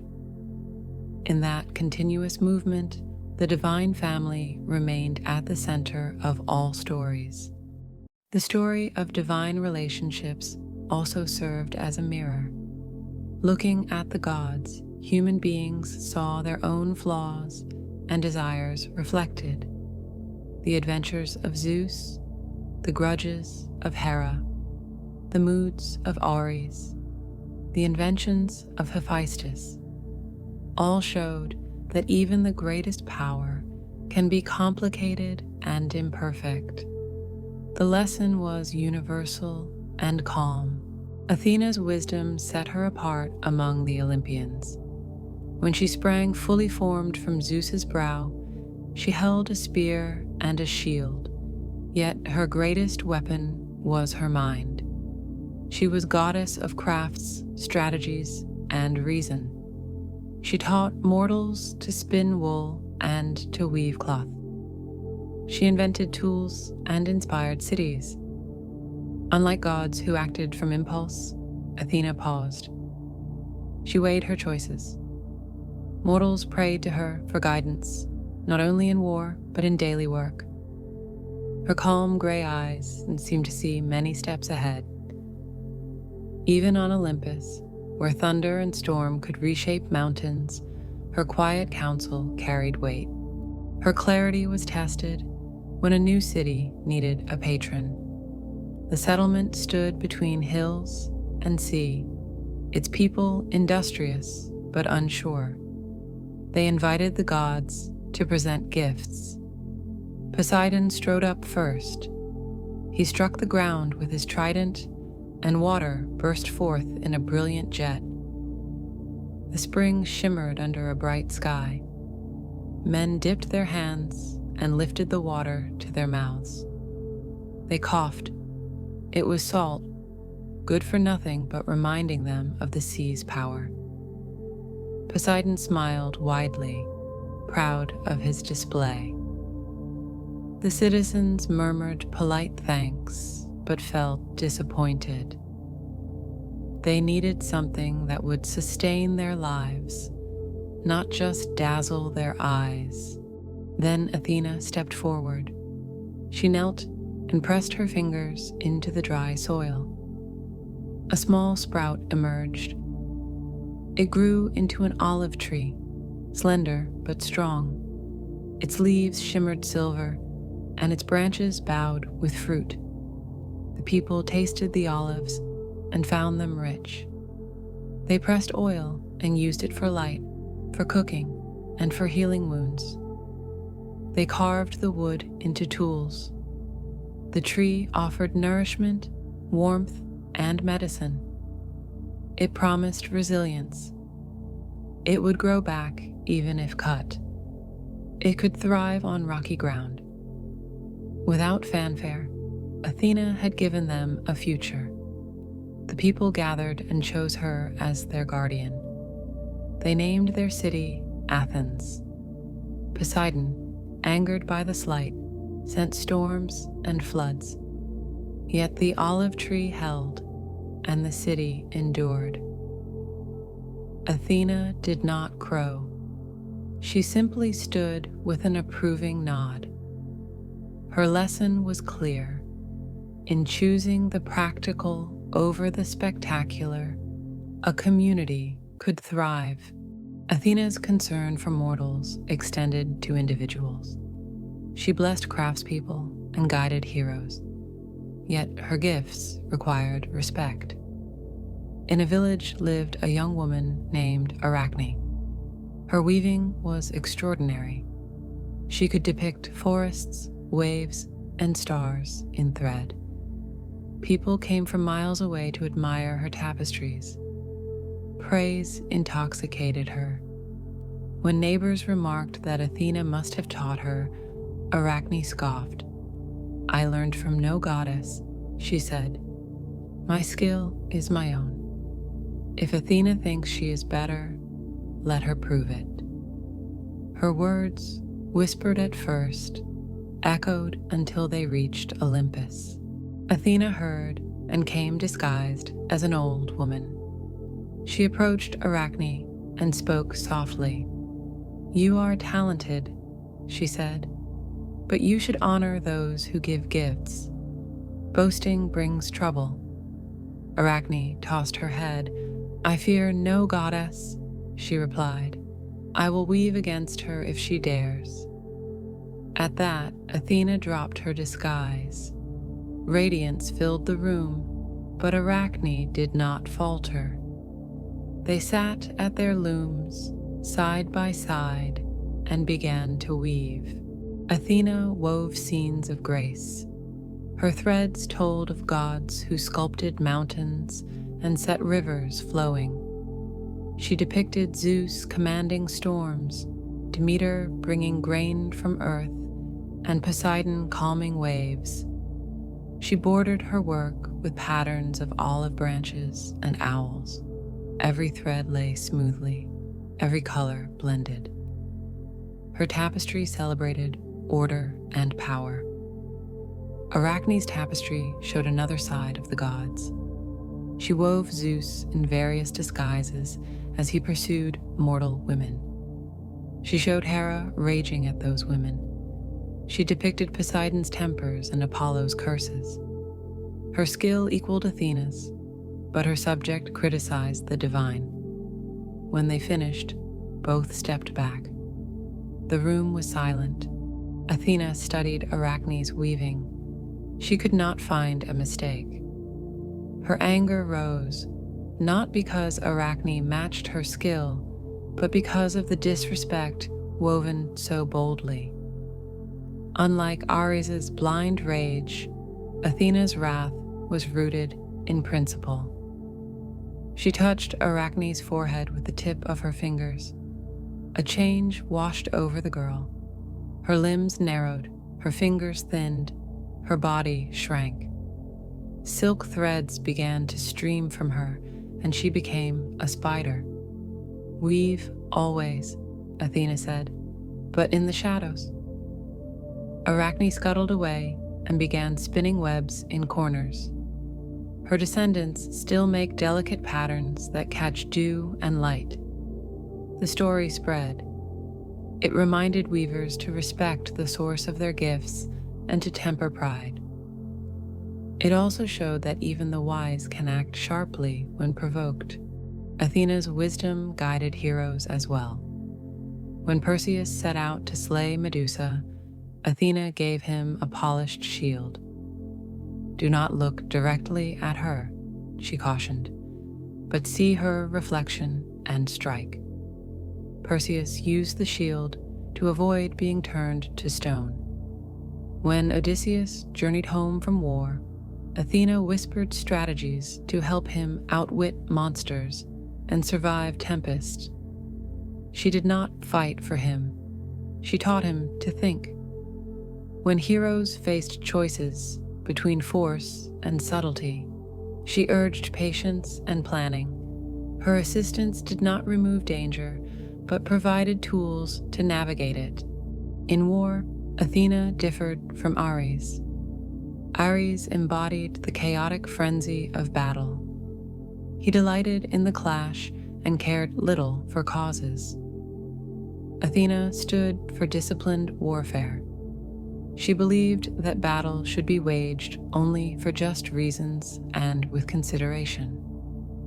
She helped soldiers arrange shields and spears to form protective walls.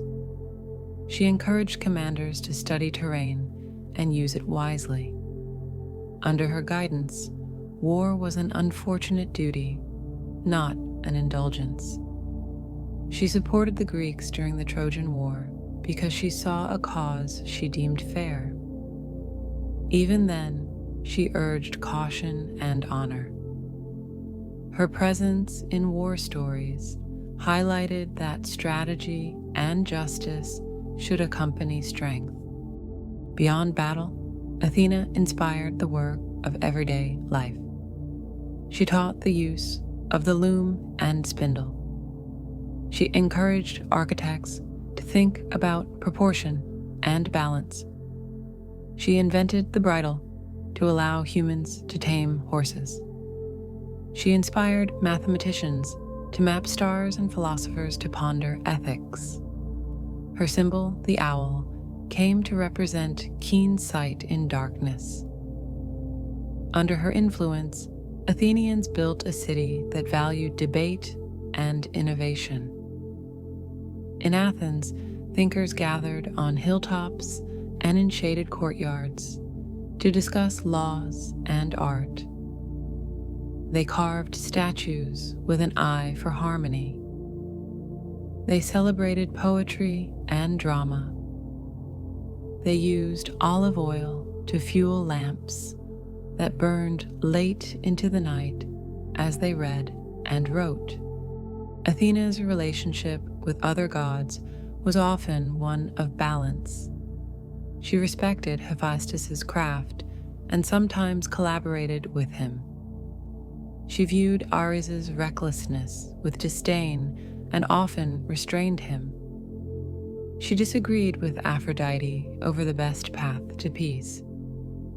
She and Poseidon clashed more than once, but she rarely let rivalry turn to bitterness. She remained independent. She never married, choosing to keep her loyalty to ideas and to those who sought knowledge. Her virginity was symbolic, signifying autonomy rather than rejection of love. Her independence allowed her to mediate disputes among gods and to speak her mind freely. Mortals admired her for this, seeing in her a figure who combined strength with self-possession. Athena's devotion to thought influenced nature and symbol. She loved olive trees for their endurance and slow growth. She favored owls for their perception in the dark. She appreciated rivers that carved their way through stone over centuries. Her patience shaped her values. She saw beauty in lasting work rather than sudden bursts. She admired things that served a purpose while retaining grace. These preferences informed her advice to humans: build slowly, think deeply, and choose function when tempted by spectacle. Throughout Greek myth, Athena embodied intellect. When stories of her were told around fires, they were lessons about the mind. Parents reminded children that talent must be matched with humility. Teachers invoked her when encouraging diligence. Leaders asked for her blessing when drafting laws or planning defenses. Her myths urged listeners to think before acting and to respect knowledge. The contest for Athens taught that what sustains is more important than what dazzles. The tale of Arachne warned that disrespect can trap us in our own webs.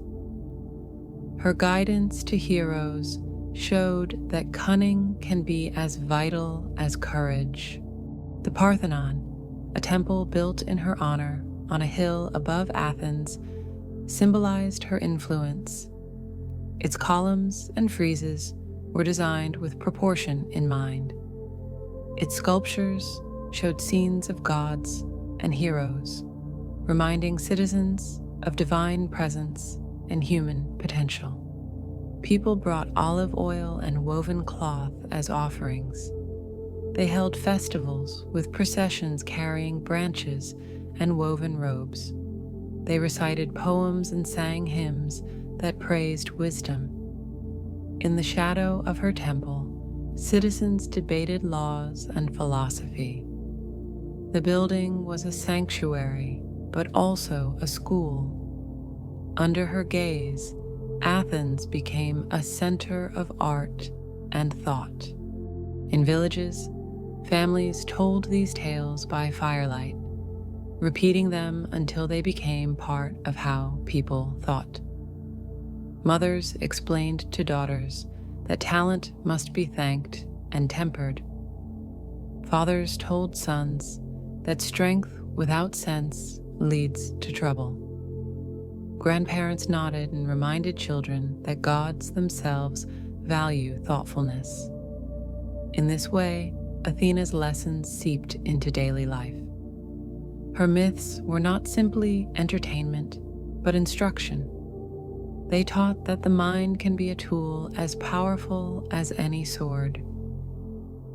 Even the youngest would learn that decisions mattered and that every choice could shape the fabric of their days. These stories traveled along paths and by sea, teaching faraway people too. Athena's legacy reached beyond Greece. Later, cultures equated her with figures like Minerva. Her image appeared on coins and shields. Writers far from Athens invoked her when discussing strategy and governance. Yet, in the myths told by Greek elders to drowsy children, her importance remained personal. Her owl perched in trees in the dark, watching as stories were shared. Her olive branch lay in doorways, a sign of peace. Her figure carved into loom weights reminded those who wove of the source of their skill. In these quiet ways, Athena continued to guide minds and hands. Athena's role in the divine family was unique. She did not scheme for power. She did not indulge in revenge. She advised Zeus and Hera when they quarreled, offering suggestions that preserved dignity. She held back Ares' hand when his fury threatened innocence. She reminded Poseidon to think before he raised his waves. She accompanied Demeter when grieving, respecting the cycles of growth and harvest. Her influence was consistent and calming. When gods argued, her presence often led to resolution. When mortals faced uncertainty, her whisper steadied them. She was neither flashy nor timid.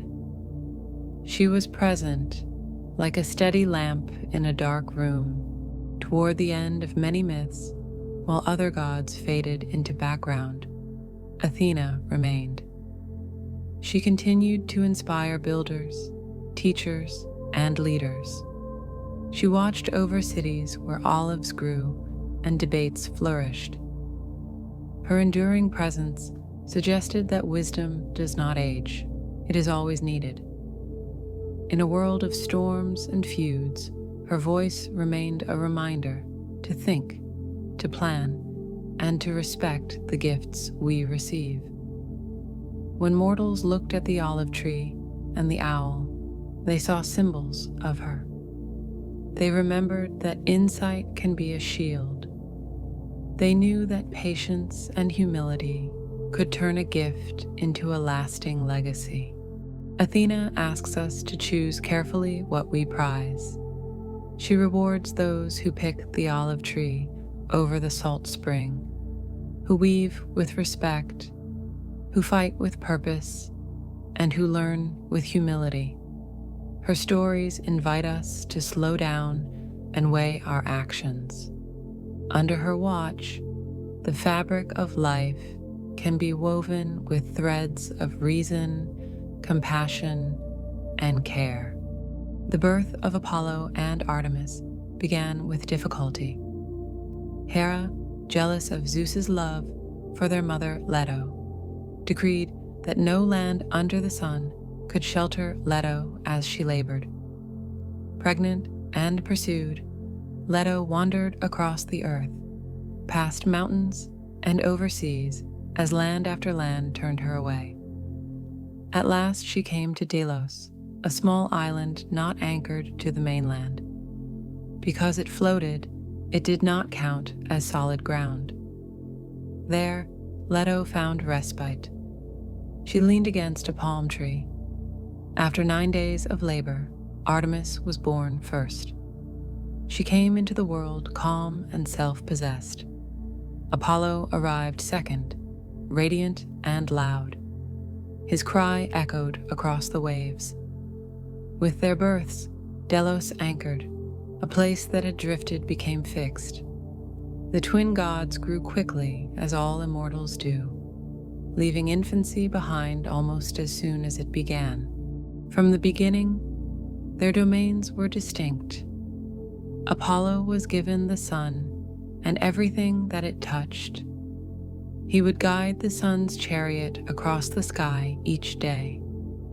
He became the god of music, of prophecy, and of medicine. He carried a golden lyre, and his hair shone like rays of light. Artemis chose the moon and the wilderness.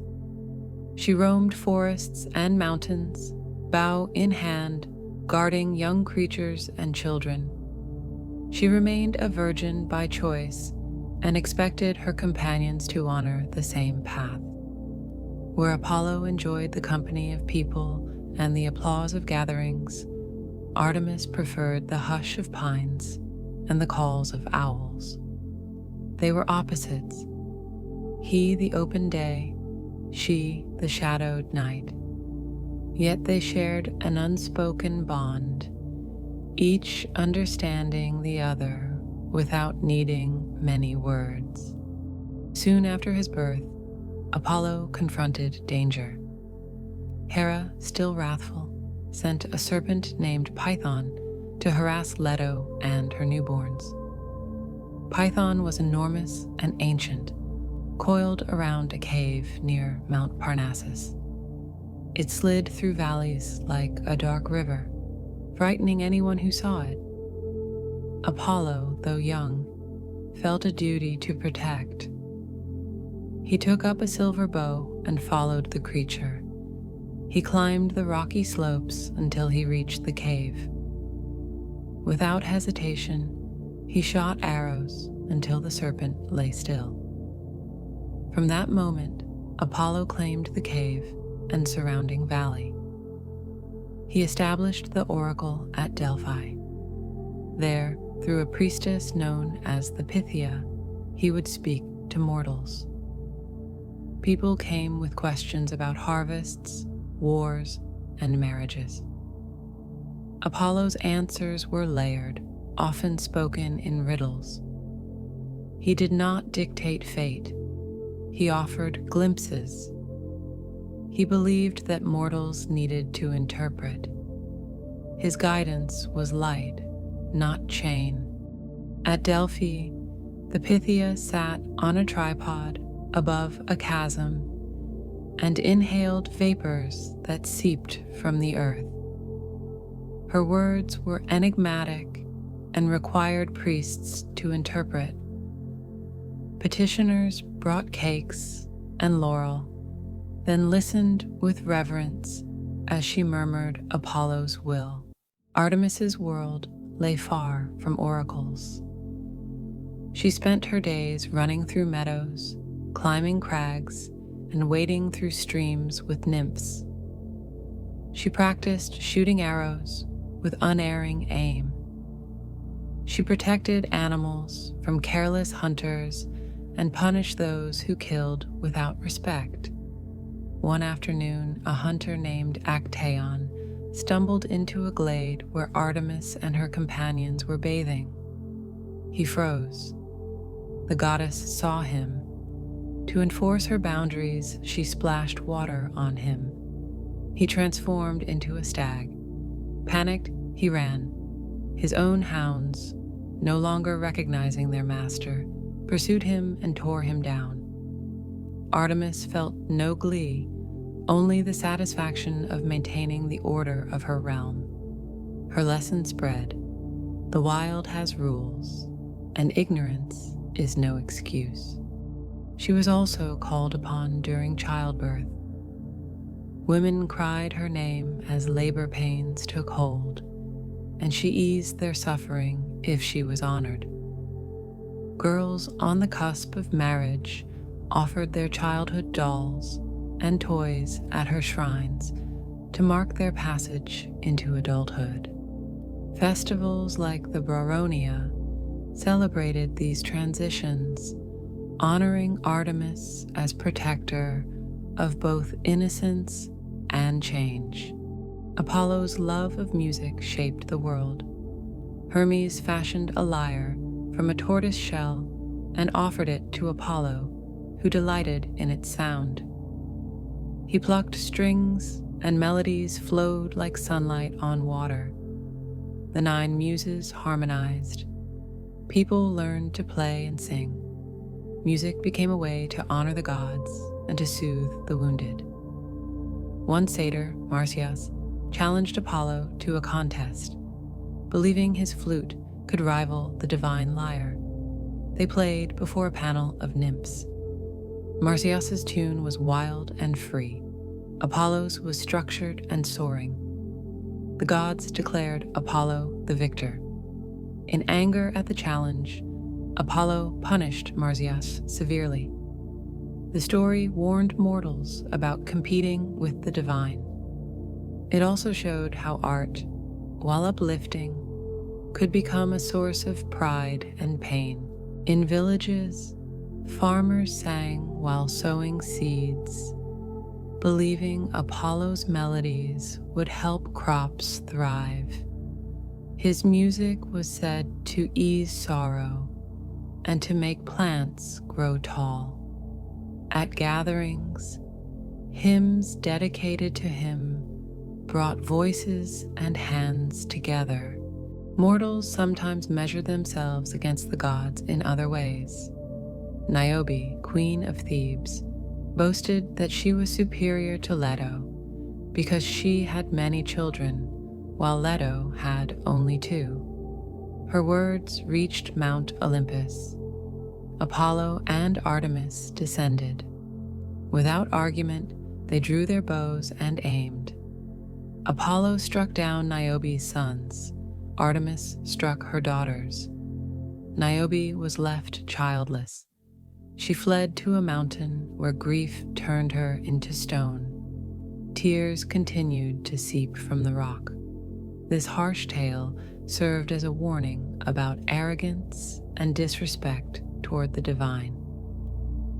It reminded listeners that pride can invite consequences beyond what mortals anticipate. Travelers still point to a cliff where water trickles like tears and call it Niobe's Rock. Apollo also demonstrated a healing aspect. When his mortal lover Coronis betrayed him, he sent Artemis to end her life. As she burned on a funeral pyre, Coronis cried out that she carried Apollo's child. Apollo regretted his anger. He snatched the unborn Asclepius from the flames and entrusted him to Chiron, a wise centaur. Asclepius grew skilled in medicine. He learned to use herbs and to set bones. He became so adept that he could even restore life. Zeus feared that such power would upset the balance between gods and humans. He struck Asclepius down with a thunderbolt. Apollo, enraged, killed the Cyclopes who had forged the bolt. Zeus punished Apollo by sending him to serve a mortal for a year. During this time, Apollo tended sheep and learned humility. Asclepius's rod, wrapped by a serpent, remains a symbol of healing. Temples dedicated to Asclepius later served as sanctuaries where the sick slept and dreamed of cures. Priests interpreted those dreams and prescribed treatments. The physician Hippocrates traced his lineage to this god and swore an oath that doctors still recall. The twins rarely clashed with each other, but their differing perspectives sometimes appeared in stories. Apollo represented light, clarity, and order. He communicated through oracles, dreams, and songs. He sent plagues when angered and stopped them when appeased. Artemis represented shadows, intuition, and untamed nature. She moved silently, trusting instinct over speech. She ended lives with arrows and comforted women during childbirth. Their arrows both ended and eased. Mortals learned that life's edges are sharp and that relief can come in the same instant as suffering. Together, Apollo and Artemis showed that understanding does not always come from words, and that mercy often wears the face of discipline. Sometimes Apollo's arrows carried illness. When Greek warriors refused to return a captive priestess to her father, a priest of Apollo, he loosed a disease on their camp. Fever swept through ranks until the warriors relented and made offerings. Then he took away the sickness. Communities learned to appease him with hymns and laurel when epidemics struck. In this way, he reminded mortals that respect and restitution could restore balance. Apollo's personal passions reflected his dual nature. He fell in love with Daphne, a nymph dedicated to the forest. Struck by Eros's arrow, he pursued her through woods and over streams. Daphne prayed to her father, a river god, for rescue. He turned her into a laurel tree just as Apollo reached her. Apollo embraced the trunk and wept. He honored her by making laurel his sacred plant. He crowned poets and athletes with its leaves. In another tale, Apollo granted Cassandra, a Trojan princess, the gift of prophecy in exchange for affection. When she declined him, he cursed her so that no one would believe her accurate visions. She foresaw Troy's fall, but her warnings went unheeded. These stories showed how Apollo's gifts could bring both blessing and burden, often tangled with personal emotion. Artemis remained independent.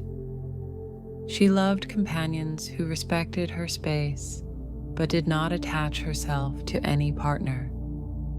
Stories of Orion, a giant hunter who joined her hunts, and of Endymion, a shepherd she watched over as he slept eternally, illustrated her ability to feel affection without surrendering her autonomy.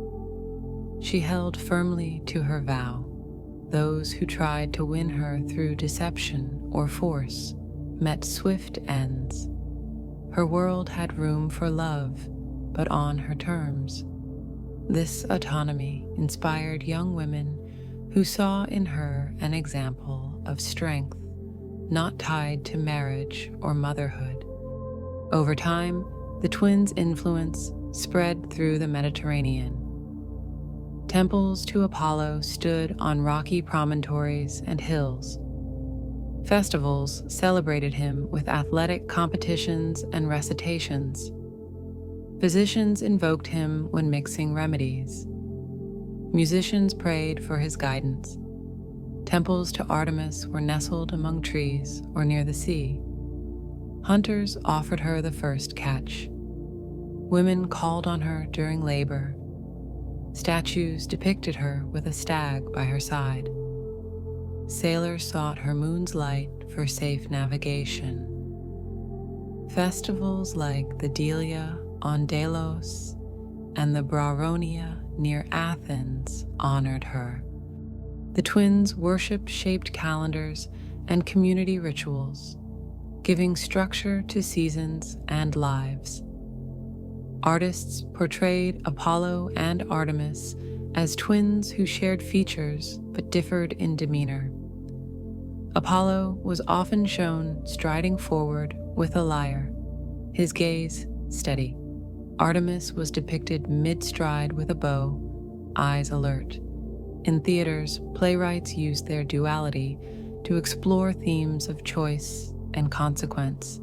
Philosophers saw in them representations of reason and emotion, culture and nature. Their myths traveled beyond Greece. The Romans called them Apollo and Diana. Scholars wrote treatises about their symbols, yet in villages, their stories remained personal. A storyteller by a fire might recount Leto's labor to explain resilience, or describe Actaeon's fate to warn against intrusion. The myths lived not only in stone temples, but in words passed from mouth to ear. Even as empires rose and fell, the sun kept rising and the moon continued its cycle. People might forget names, but they remembered the feeling of dawn and the comfort of night. They instinctively recognized the rhythm that Apollo and Artemis symbolized. When standing in a meadow at sunrise, a farmer felt gratitude for warmth and guidance. When sitting beside a cradle at midnight, a mother whispered a prayer to the moon. The twins embodied cycles that do not end. Their presence was felt in the balance between work and rest, speech and silence, thought and feeling. The stories of Apollo and Artemis remain because they speak to a human need for balance. We wake with the sun and sleep beneath the moon. We move between reason and instinct, between society and solitude. We search for prophecy when uncertain and find comfort in mystery. The twins encourage us to respect both light and shadow. They remind us that laughter and tears often accompany each other. They show that help can come from discipline and that boundaries can be sources of care. They invite us to see that opposing forces can be siblings, not enemies, working together to keep the world in harmony. Their legends linger long after the flames die down, whispering through night breezes and morning light. Listeners feel their presence in dreams and in the quiet moments when stories turn again to comfort. The decline of humankind began gently, like a slow breeze shifting at night. In the first age, mortals lived in harmony. The earth gave without being asked. People did not need to plant or harvest. Fruit fell into their hands. There was no illness, no old age, no hunger. Wolves lay down beside lambs. People died only when sleep drew them away peacefully. This was called the Golden Age, and it was guided quietly by Cronus. Mortals were childlike and trusting, and the gods watched them with curiosity. No temples dotted the hills because there was no need. The air itself felt like prayer. Time flowed, and succeeding ages grew less gentle. People in the next age were taller but less grateful, forgetting to honor the gods and fighting over fields. Seasons lengthened and minds drifted. In the era that followed, they learned to work bronze and iron. Weapons gleamed and fortresses rose. War replaced play, and songs became boasts. They did not cultivate arts or wisdom. They celebrated raw strength and glory. Still another time brought heroes who were brave and flawed, who fought monsters and built cities. Their names echoed, and their choices shaped the world, but they remained mortal. Eventually, cruelty and greed settled into hearts. People cheated and lied. They built walls against neighbors and greeted guests with suspicion. Winters felt longer and prayers grew faint. Zeus saw that balance had been lost and felt his patience thinning. Zeus decided to start anew, not by fire or plague, but by water. He called his brother Poseidon, the lord of the sea. The mortals have forgotten the laws, Zeus said. Greed and cruelty have replaced kindness. The earth must be washed clean. Poseidon tightened his grip on the trident and nodded. While Zeus gathered clouds and aimed lightning bolts at the sky, Poseidon stirred the ocean depths. Winds rose, waves grew, rain began to fall, at first in drops and then in sheets. Rivers overflowed their banks and tore down trees. Houses tilted. People cried out and climbed to high places, but the water found them. It rose over mountains and swallowed valleys.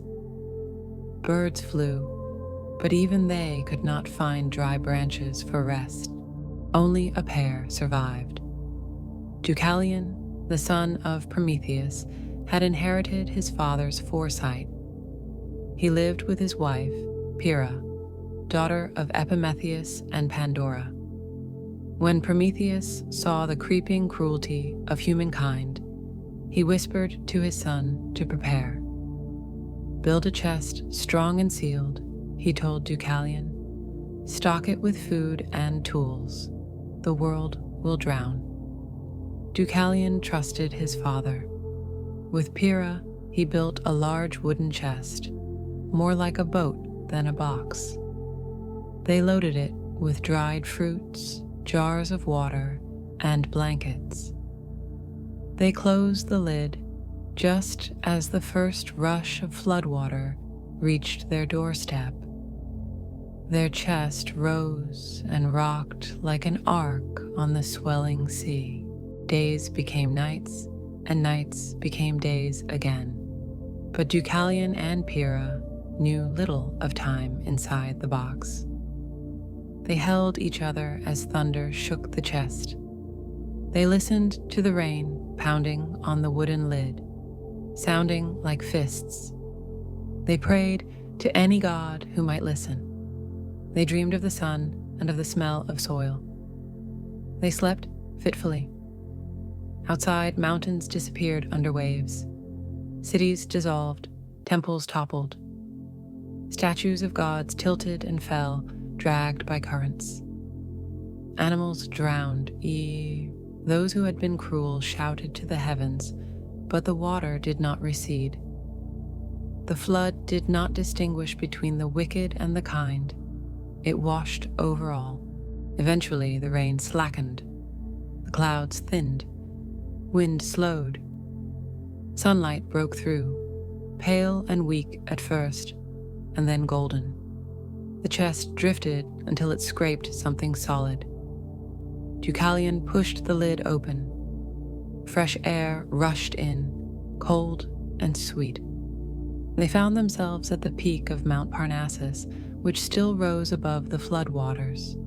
The world they saw was empty. Water stretched in every direction, like a sea without a shore. They stepped onto rock and looked around. They were alone. The silence rang loud. Tears filled their eyes. Tears of grief for those lost, and tears of gratitude for being alive. They built a fire from driftwood and warmed themselves. They wondered what to do next. Deucalion and Pyrrha stood on the mountain for a long time. They walked along the ridge, stepping around puddles and bits of debris. They saw no birds, no animals. The sky above was clear, but the world below remained a vast expanse of water. When night came, stars appeared, bright and unfamiliar because there was no smoke. They held hands and remembered the stories Prometheus had told them. They realized that survival brought its own burden. They were the last two. That knowledge pressed upon their hearts like a heavy stone. They needed guidance. They called out to the gods. "What do we do?" Pyrrha asked into the night. "How do we bring back life?" Their answer came from within the earth. Themis, the ancient titaness of divine order and justice, heard their plea. She had not fought in the Titanomachy, but held court in a cave near the mountain. Deucalion and Pyrrha approached her sanctuary cautiously. They poured water over their heads and took off their shoes, showing respect. Themis spoke in a voice that was both gentle and firm. "Cover your heads and cast the bones of your mother behind you," she said. Deucalion and Pyrrha looked at each other, puzzled. Their mother was gone. They did not understand. Themis smiled slightly. She did not explain further. Prophecy often came in riddles, so that mortals would engage their own minds. They left the cave and sat on a rock to think. Deucalion rubbed his beard and remembered that Gaia, the earth, was sometimes called the mother of all. Pyrrha considered what the bones of the earth might be. Stones. The realization struck them at the same time. Their eyes met. They covered their heads with their cloaks, walked down the slope, and picked up stones. They turned their backs to the landscape and threw the stones over their shoulders. When the stones touched the ground behind them, they softened and changed. Each stone that Deucalion threw took on the shape of a man. Each stone that Pyrrha threw became a woman. Flesh, muscle, and breath formed from rock and dust. New humans, hardy, earthborn, stood blinking in the new light. These new people were different from those of the ages before. They were neither golden, nor silver, nor bronze. They were resilient. Their hands were calloused at birth. Their eyes held both sadness and determination, as if they carried memory without having lived it. They did not expect the world to care for them. They knew they had to coax life from soil. They would build houses, craft tools, and learn to honor the gods with humility. Deucalion and Pyrrha spoke to them, told them of the flood, and taught them how to make fire, how to plant seeds, and how to share. The new humans listened. They felt a sense of gratitude to the two who had given them existence. The world slowly returned. Waters receded. Land re-emerged. Rivers found new courses. The sea withdrew to its boundaries. Fish spawned. Birds flew in from distant places. Flowers bloomed where they found soil. Trees sprouted on slopes. The sun felt warm again rather than harsh. Deucalion and Pyrrha walked among stones that had become people, guiding them.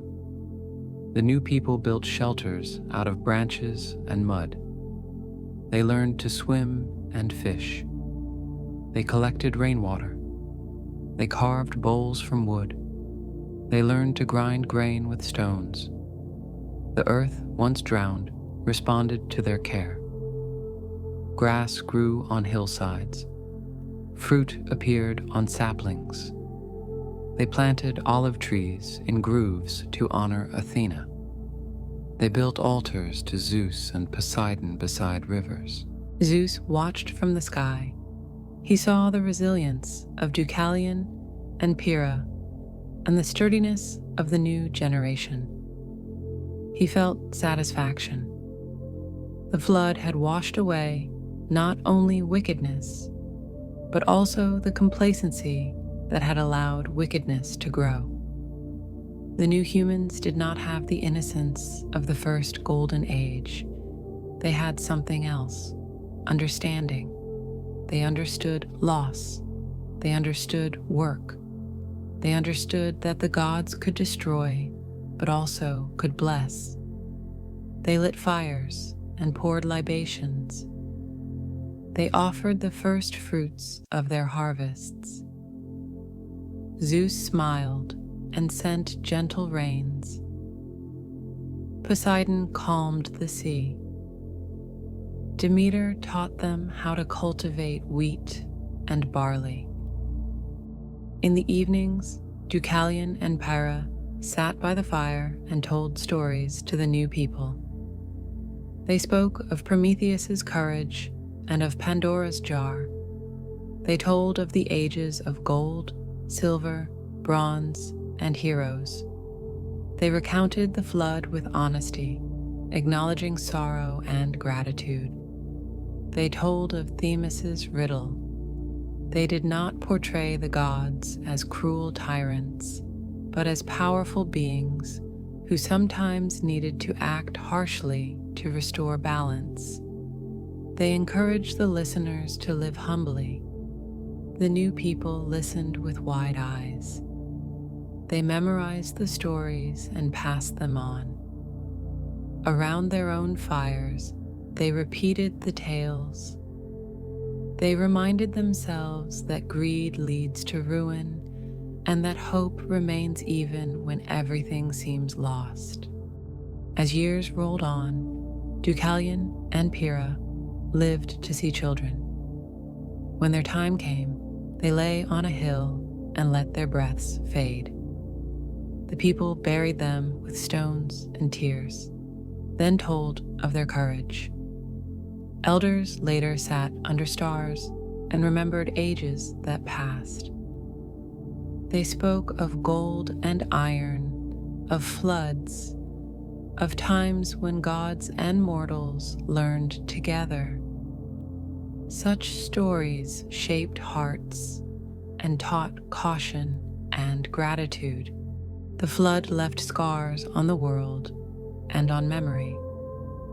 Valleys remained deeper, and rivers sometimes flowed in unpredictable patterns. Yet the story of the flood became a lesson. Parents told their children about the time when water covered mountains. They used it to explain why people should not hoard or lie. They used it to teach that the gods care for justice. They told their children that Deucalion and Pyrrha were living proof that the gods sometimes choose kindness. They encouraged their children to be like them, obedient to wisdom, brave in adversity. When storms came and rivers rose, they remembered the chest on the mountain and whispered the names Deucalion and Pyrrha. Years passed. Generations followed. The new humanity built temples. They carved images of the gods into stone. They honored Theseus with offerings for clear judgment. They offered first fruits to Demeter. They called upon Zeus for protection and Poseidon for safe travel. They lived, loved, and learned. They made mistakes, but they did not forget their origins. The flood had wiped away arrogance. The story of Deucalion and Pyrrha anchored humility. Festivals were held every year to commemorate the day the chest landed. People gathered on hilltops. They lit fires and sang songs that told of survival and renewal. They looked into each other's faces and saw not strangers, but kin made from the same mother, the earth. The story of the flood and renewal became part of the fabric of Greek life. It was woven into songs and stitched into tapestries. It was carved into the sides of bowls and painted on walls. It was repeated in marketplaces and whispered in fields. It warned of consequences, but also celebrated second chances. It reminded everyone that destruction can be followed by creation. It taught that listening to wisdom can mean survival. It taught that generosity and humility are virtues worth preserving. Above all, it assured mortals that the gods are not indifferent. They watch, they act, they judge, and sometimes they rescue. That knowledge comforted those who lived in an unpredictable world. They could sleep under the stars, knowing that even if storms came, they carried within them the resilience of stone and the kindness of two people who chose to trust and to hope. The tales of mortal heroes linger because they show that courage and failure coexist. These stories are filled with gods and monsters, yet at their heart are people who struggle, decide, and endure. The first of these is Perseus, a youth born under a shadow of prophecy. Before his birth, an oracle told King Acrisius of Argos that his grandson would one day cause his death. Acrisius, frightened, locked his only daughter Danae in a bronze chamber so that she would never know a man. Zeus, seeing her loneliness, took the form of golden rain and entered the chamber. From this union, Perseus was conceived. When Acrisius discovered the infant, he feared the prophecy's truth. He placed Danae and Perseus in a wooden chest and set them adrift at sea. He hoped the waves would carry them far away or drown them. The chest floated under heavy clouds and gentle stars until it washed ashore on a distant island. There, a fisherman named Dictys found them and took them in. Perseus grew quickly into a strong and courteous youth. He cared for his mother and respected Dictys, who raised him. The island's king, Polydectes, however, desired Danae. To clear his path, he pretended to be planning a wedding and asked each man on the island to bring him a gift. Perseus, with no wealth, promised anything the king desired. Polydectes seized the moment and demanded the head of Medusa, the Gorgon whose gaze could turn onlookers to stone. Perseus could not refuse. He did not know how to find Medusa or how to survive her eyes. His promise bound him to a path full of danger. He left the island and prayed for help. The gods heard. Hermes appeared with winged sandals and a curved sword. Athena gave him a polished bronze shield. They guided him to 3 Graea, sisters who shared one eye and one tooth.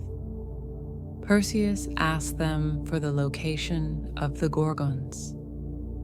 When they refused, he snatched their eye and held it until they told him. Armed with knowledge, he reached the edge of the world where the Gorgons slept. He used his shield as a mirror, approaching backward so he would not meet Medusa's stare. He raised the sword and, without looking directly, cut off her head in a single stroke. He placed the head in a sack and began his return. On his way back, he saw Andromeda chained to a rock as a sacrifice to a sea monster. Perseus turned the beast to stone with Medusa's head and freed her. When he returned to the island, he found his mother hiding from Polydectes. Perseus entered the hall, lifted Medusa's head, and turned the tyrant and his followers to stone. He set up Dictys as king. A stray discus later struck Acrisius during a festival, fulfilling the prophecy despite his good intentions. Perseus returned home sorrowful but wiser. The second hero is Heracles, also called Hercules. His tale begins with sorrow and redemption. Hera, jealous of Zeus's affection for the mortal Alcmen, sent madness upon Heracles. In his frenzy, he killed his wife and children. When he regained his senses, he was horrified by what he had done. He sought purification and went to the oracle at Delphi. The oracle, inspired by Apollo, told him to serve King Eurystheus and complete whatever labors were assigned to him. Only then would he atone. Eurystheus, fearful of Heracles' strength, devised tasks he believed impossible. The first was to kill the Nemean lion, a beast whose hide could not be pierced by arrows. Heracles tracked it to its cave, blocked the entrance, and wrestled it with his bare hands. He strangled it and wore its skin as a cloak. Next, he faced the Lernaean Hydra, a serpent with many heads. Each time he cut one head, 2 more grew. With the help of his nephew Iolaus, he burned the stumps to prevent them from regrowing. When the Hydra lay dead, he dipped his arrows in its poison, making them deadly. In later tasks, he captured fierce animals, chased away man-eating birds, and cleaned vast stables by diverting a river. Each task forced Heracles to use strength and mind. He learned patience and negotiation as much as force. The last labors were the most daunting. He stole the girdle of the Amazon queen Hippolyta, captured the cattle of the giant Geryon, fetched the golden apples of the Hesperides, and brought Cerberus, the three-headed guard dog of the underworld, to the surface. To obtain the apples, he bargained with Atlas, offering to hold the sky while the Titan plucked them. He completed each task with a mix of strength and wit. When he returned with Cerberus, Eurystheus trembled. After showing the beast, Heracles returned it unharmed. Heracles completed his labors, but hardship did not end. After many travels, he married Deianira. Later, fearing she might lose him, she gave him a cloak smeared with the blood of a dying centaur, believing it a charm. The blood was poisoned by Hydra venom. When Heracles put on the cloak, it burned his skin.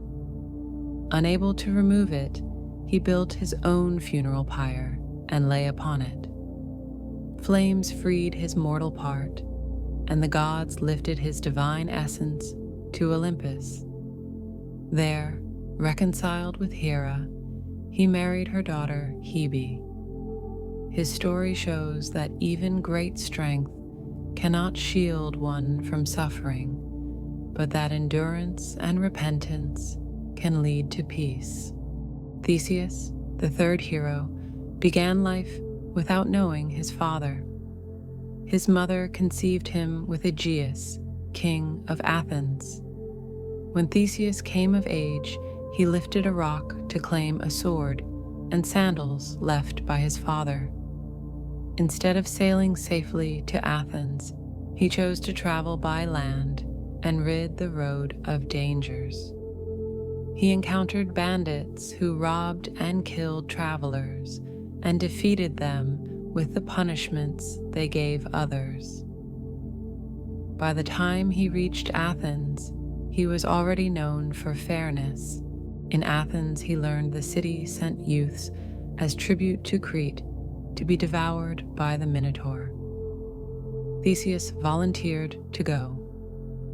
With help from Ariadne, who gave him a ball of thread, he navigated the labyrinth, killed the creature, and led the others out. He sailed away with Ariadne, but abandoned her on Naxos, showing that heroes could be careless. Theseus returned to Athens, forgetting to change the black sail to white as he had promised his father.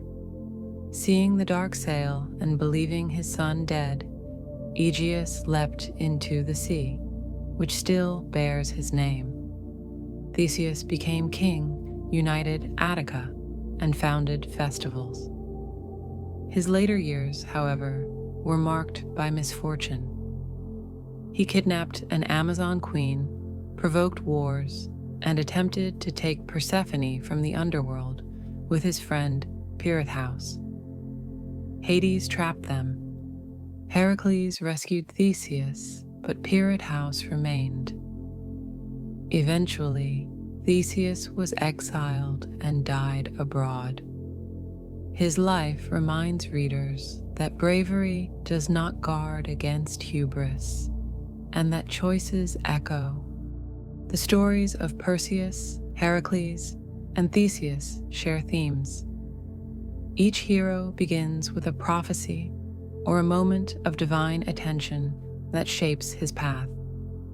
Each faces tasks that seem impossible. They receive help from gods, from friends, or from strangers. They succeed through a combination of courage, cleverness, endurance, and help. At the same time, each story has pain. Perseus kills accidentally. Heracles suffers from guilt and poison. Theseus causes his father's death and leaves Ariadne. Their triumphs do not free them from consequences. Instead, their actions intertwine with fate in ways no one can predict. The myths teach that strength and skill are gifts, but so are humility and caution. Listeners are invited to see that these heroes are not perfect. Perseus's promise to bring Medusa's head was made out of pride and led to unforeseen deaths. His kindness to Andromeda shows another side. Heracles' labors demonstrate that service and redemption are possible after terrible mistakes. His acceptance of tasks and his endurance teach patience. Theseus's journey illustrates how courage can grow into recklessness.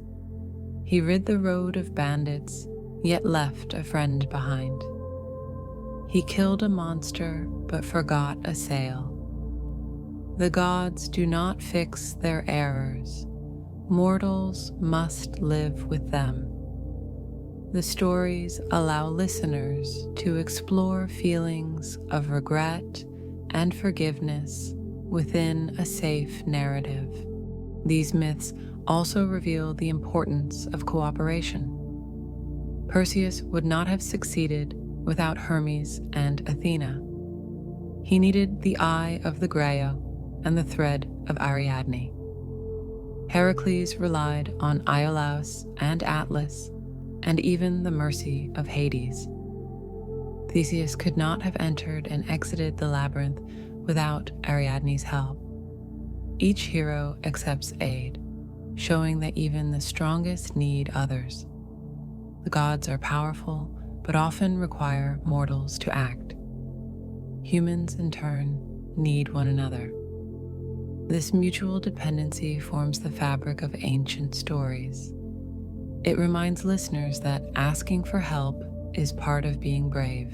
The monsters and enemies faced by these heroes represent more than physical threats. Medusa's gaze reflects the dangers of pride and the temptation to judge by appearances. The Hydra's regenerating heads symbolize problems that grow worse when hacked thoughtlessly.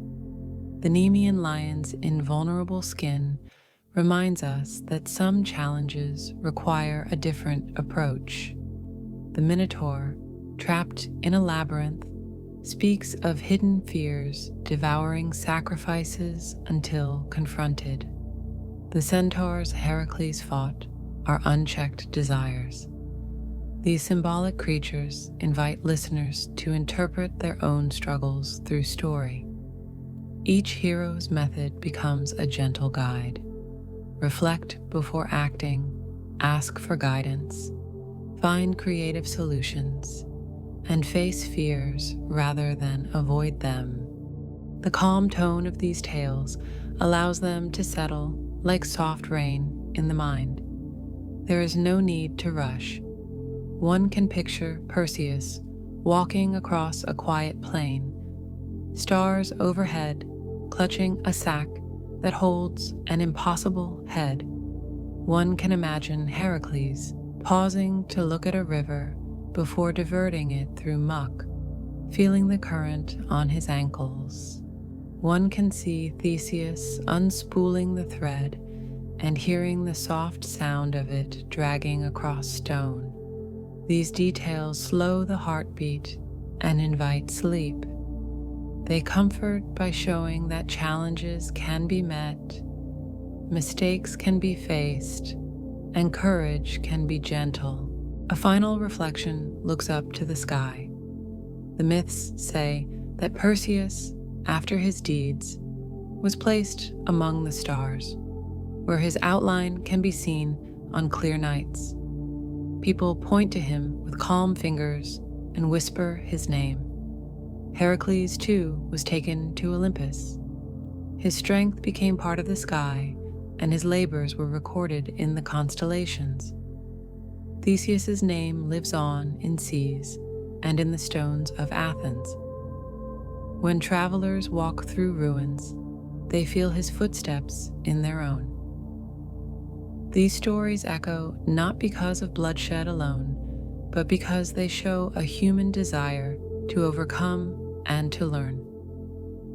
The constellations turn slowly overhead, reminding us that time stretches beyond any single life. The hero's deeds are fixed in myth, like stars fixed in the heavens. We gaze up and feel small, yet connected. The night holds their light and our own thoughts. We tuck ourselves into sleep, knowing that in another time, someone else will look at the same stars and think of these heroes. Their journeys stretch behind like trails, reminding us that our own paths will weave into stories yet to come.